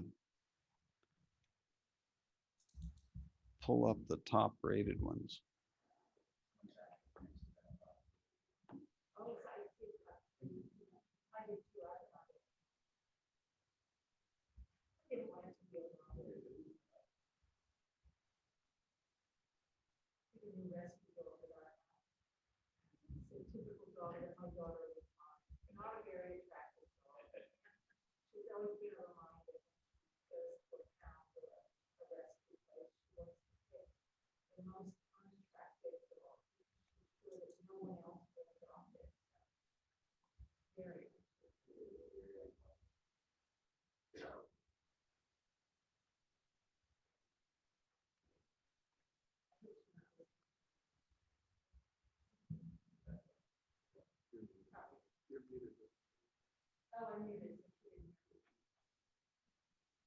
So let's kind of gather together. There's a few ratings that you can still do. And by the way, we'll leave this open tonight and tomorrow. I probably will get around to working on this somewhere around Thursday or Friday. So you can, if you think about things and you want to contemplate, you can go ahead. But let's start through. Let me kind of look down through here. There's a 3.9, 3.7, 3.6. So lots of comparability on all of them. I'm gonna kind of scroll through them slowly. You can scroll through your own if you want, but individualized instruction designed for each student's success. Level in education is extensive and complete. To remember teachers as making a difference in a student's life. Develop, maintain, and keep quality staff. The Loveland City Schools will be recognized as a model for individualized student learning. The district be widely recognized as a destination school system in a destination community. Now there's one that's a bold one. Communication, positive experiences. I want Loveland Schools to be known for the feeling of being in a community, one that accepts everybody, encourages, supports each other. Education in Loveland has a global aspect. Isn't that interesting? You've got two what appear to be competing interests, but actually trying to mold that into some aspiration that makes sense will be an exciting opportunity. Challenges our students to develop academically and personally, encourages community service, self-actualization through extracurriculars. I would caution you, and we don't need to know whose these are. Extracurricular activities, the self-actualization is very interesting. The extracurricular activities, what if you had a better way of doing it, is kind of what we're working on. The aspiration statements, kind of pulling the mechanics out. To foster and maintain a safe learning environment, realization of the changing nature of education and that our decisions now affect our students for the rest of their lives. All students have good experiences, to provide a well-rounded education for our children while producing citizens who understand the importance of caring and supporting community. That one's an interesting one. It has two parts. What if one part actually negates the other? So what if a well-rounded education doesn't produce citizens that understand the importance of caring? We kind of assume it would, but that's an interesting question that you'll have as a board.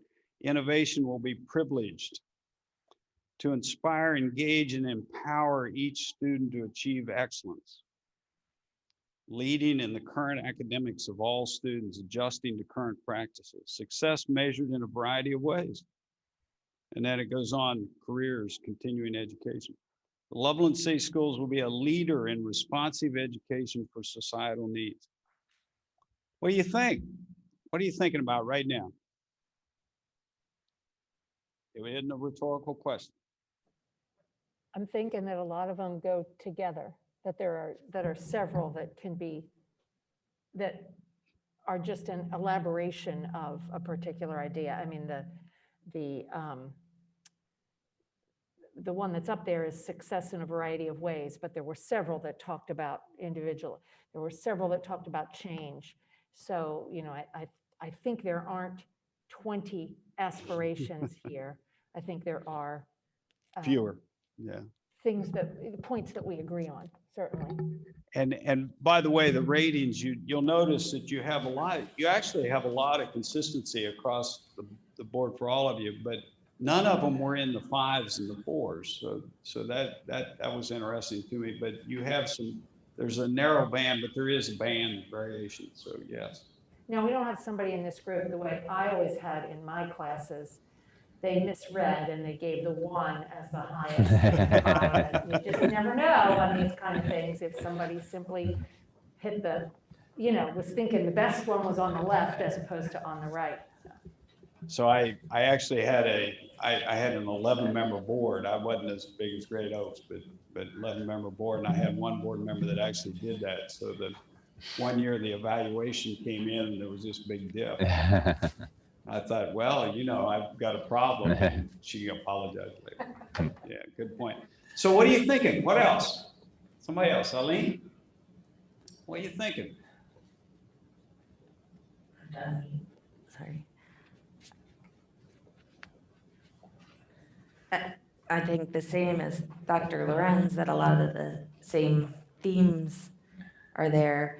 It was interesting to me as you were going through them that the ones that were pretty short, we all consistently rated lower. I don't know if anybody else noticed that.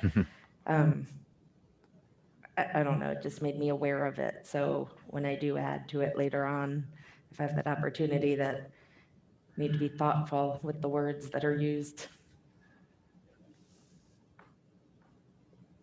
Eric? where Loveland could be like Netflix? I agree with Kathy, and I'd love to see your work on kind of winnowing this down and trying to gather the ones that are similar. There, I've said this before, I love working with this group of people, and we all have similar yet slightly different ideas about what we want to see for the students. Michelle? Oh, no.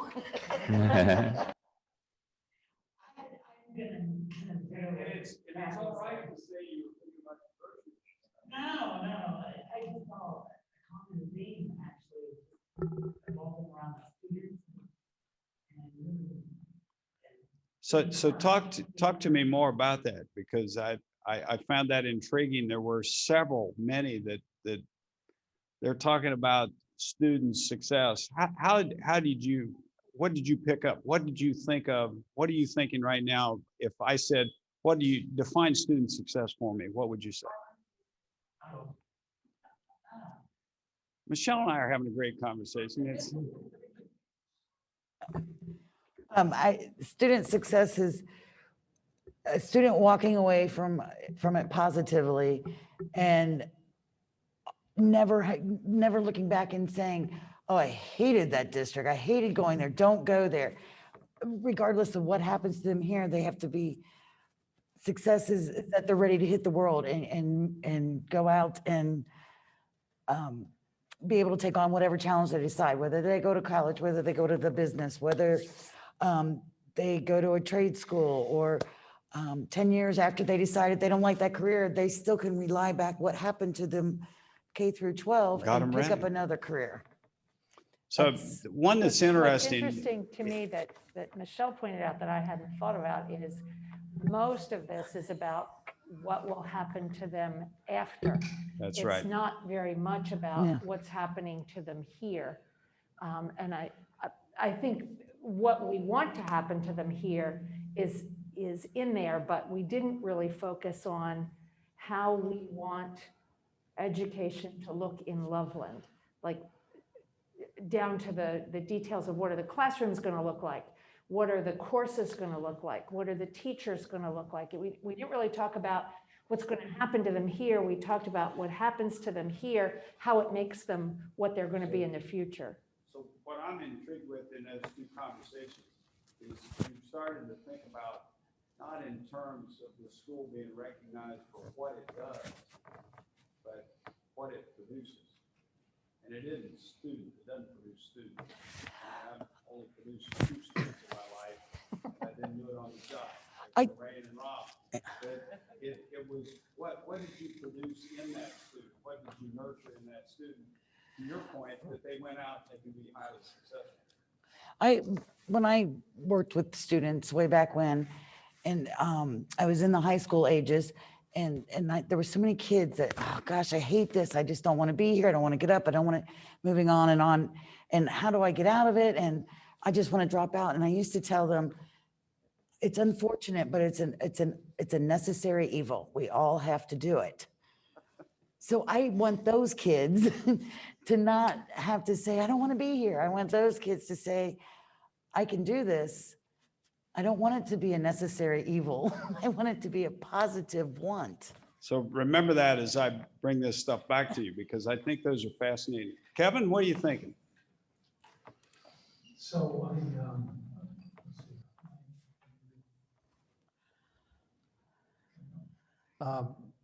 so I kept thinking that it's night and day. It feels to me like the district has been in a long, dark winter. And we're all expressing aspirations for a bright, optimistic future.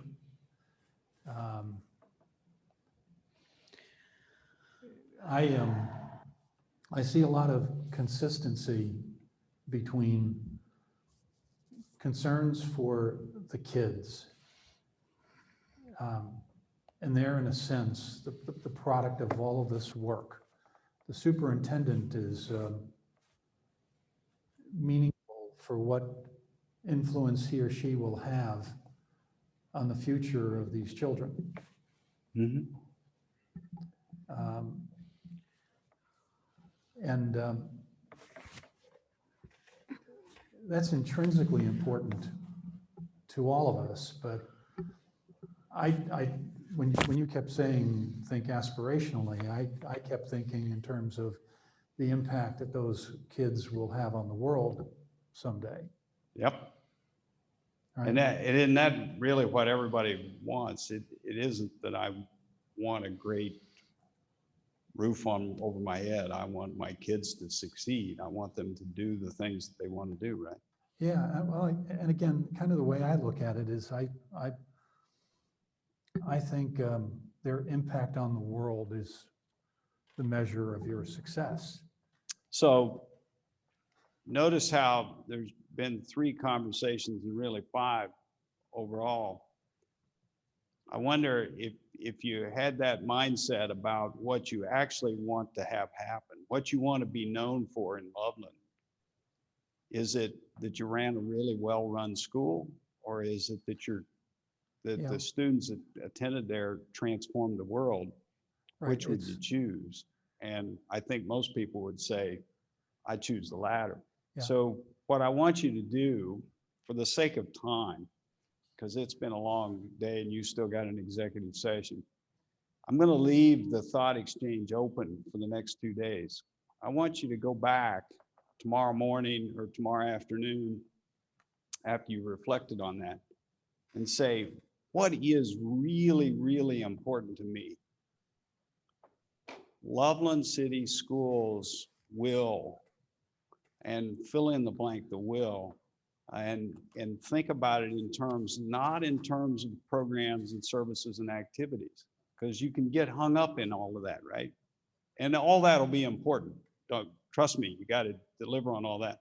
But I want you to think about what is it that would really define in your mind what you really want to have happen because Loveland City Schools is here. Not because it's operating, but because it's here and it was available to the students of this community. What do you really hope to have happen? Does that make sense? My friends, that's the beginning of aspiration setting. What I'll do is I'll wait, I'll leave this thought exchange open. All you got to do is remember the code. If you have trouble getting into it, just email me or give me a call. We'll get you back in. We'll leave it open a couple days. I'll take your thoughts as they're completed and then bring back a series depending on how many. And we'll meet again on the 25th and we'll have a good discussion. And that one will be less about me talking to you and having conversations and more about you, whether you get comfortable with the comments. Also on the 25th, we will be bringing back survey data, feedback from the focus groups and a few other things. There will be time to use that information again and again, but the first thing we have to do is get that first cut of what skill set you really need in a superintendent to take your district from where it is right now and move it to those aspirational goals that you're going to set. Make sense? Thanks for the opportunity and best wishes. Bob, before you step totally away, there was a subject I told you I'd get squared away, I hope, tonight. Bob had suggested a psychological assessment package called Indigo that I forwarded on to everybody. I just wanted to see if the board was supportive of CF using this Indigo product. And I think that the feedback that I've heard so far is not on every candidate, but candidates that are nearing finalist kind of status. Can we agree to allow CF to? And the reason I'm asking is it costs $50 a person. It comes out of your expenses. So that's the reason we wanted to ask.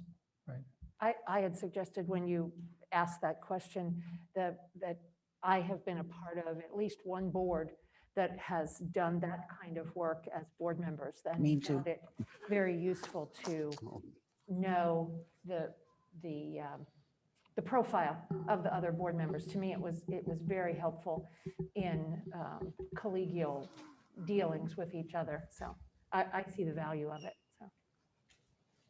Good. Agreed. And we'll do it on we'll do it on your actual candidates, not your potential candidates. So that'll be the ones when you look at the potential pool and you say, I don't want these folks and I want these folks, and we'll go from there. Thank you very much. Thank you, Bob, Bob. before you, Yes. I'm not asking anything about specific candidates. I'm just curious if you've seen a lot of interest already. Yeah, we're already up to, I think we have eight that there's been 3 or 4 that have shown interest just because you're in the mix.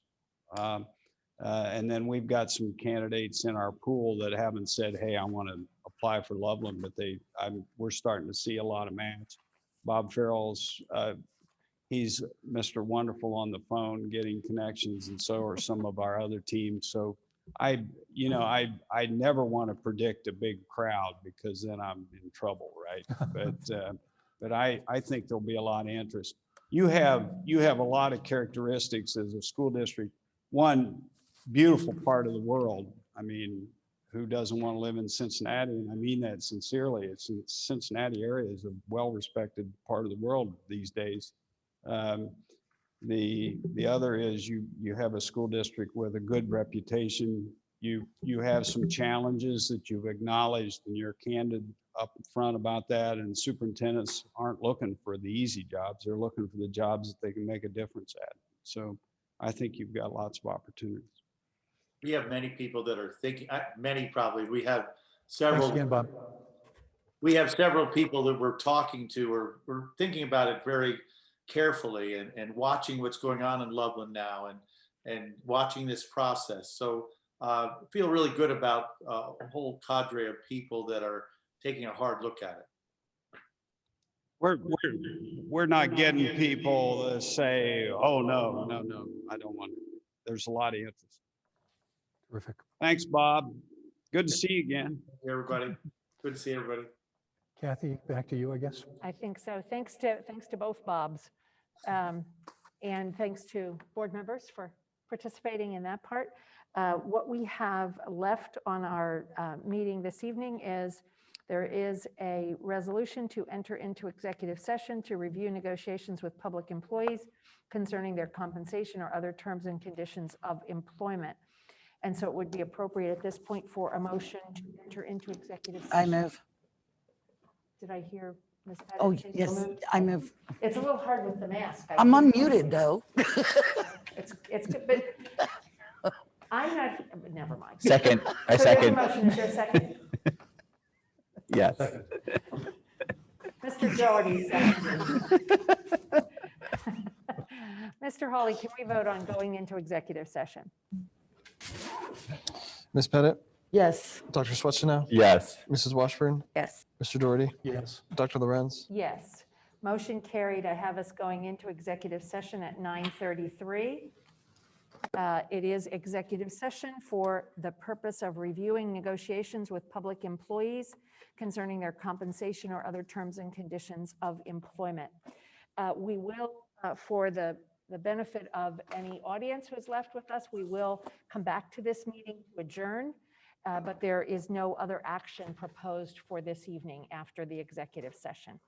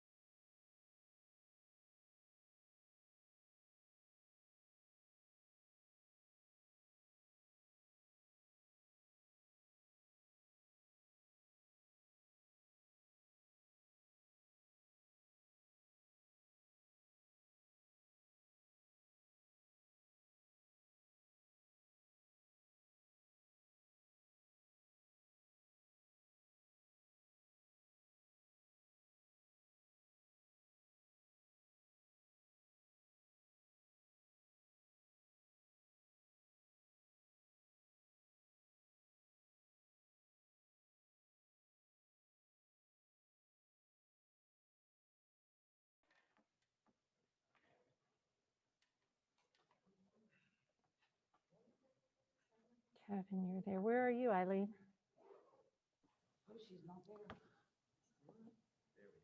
There we are.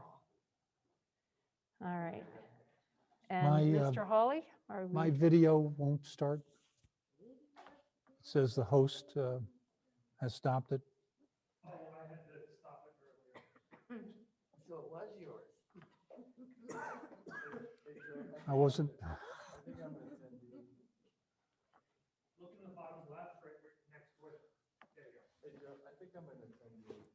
we just need Mr. Hawley, I think.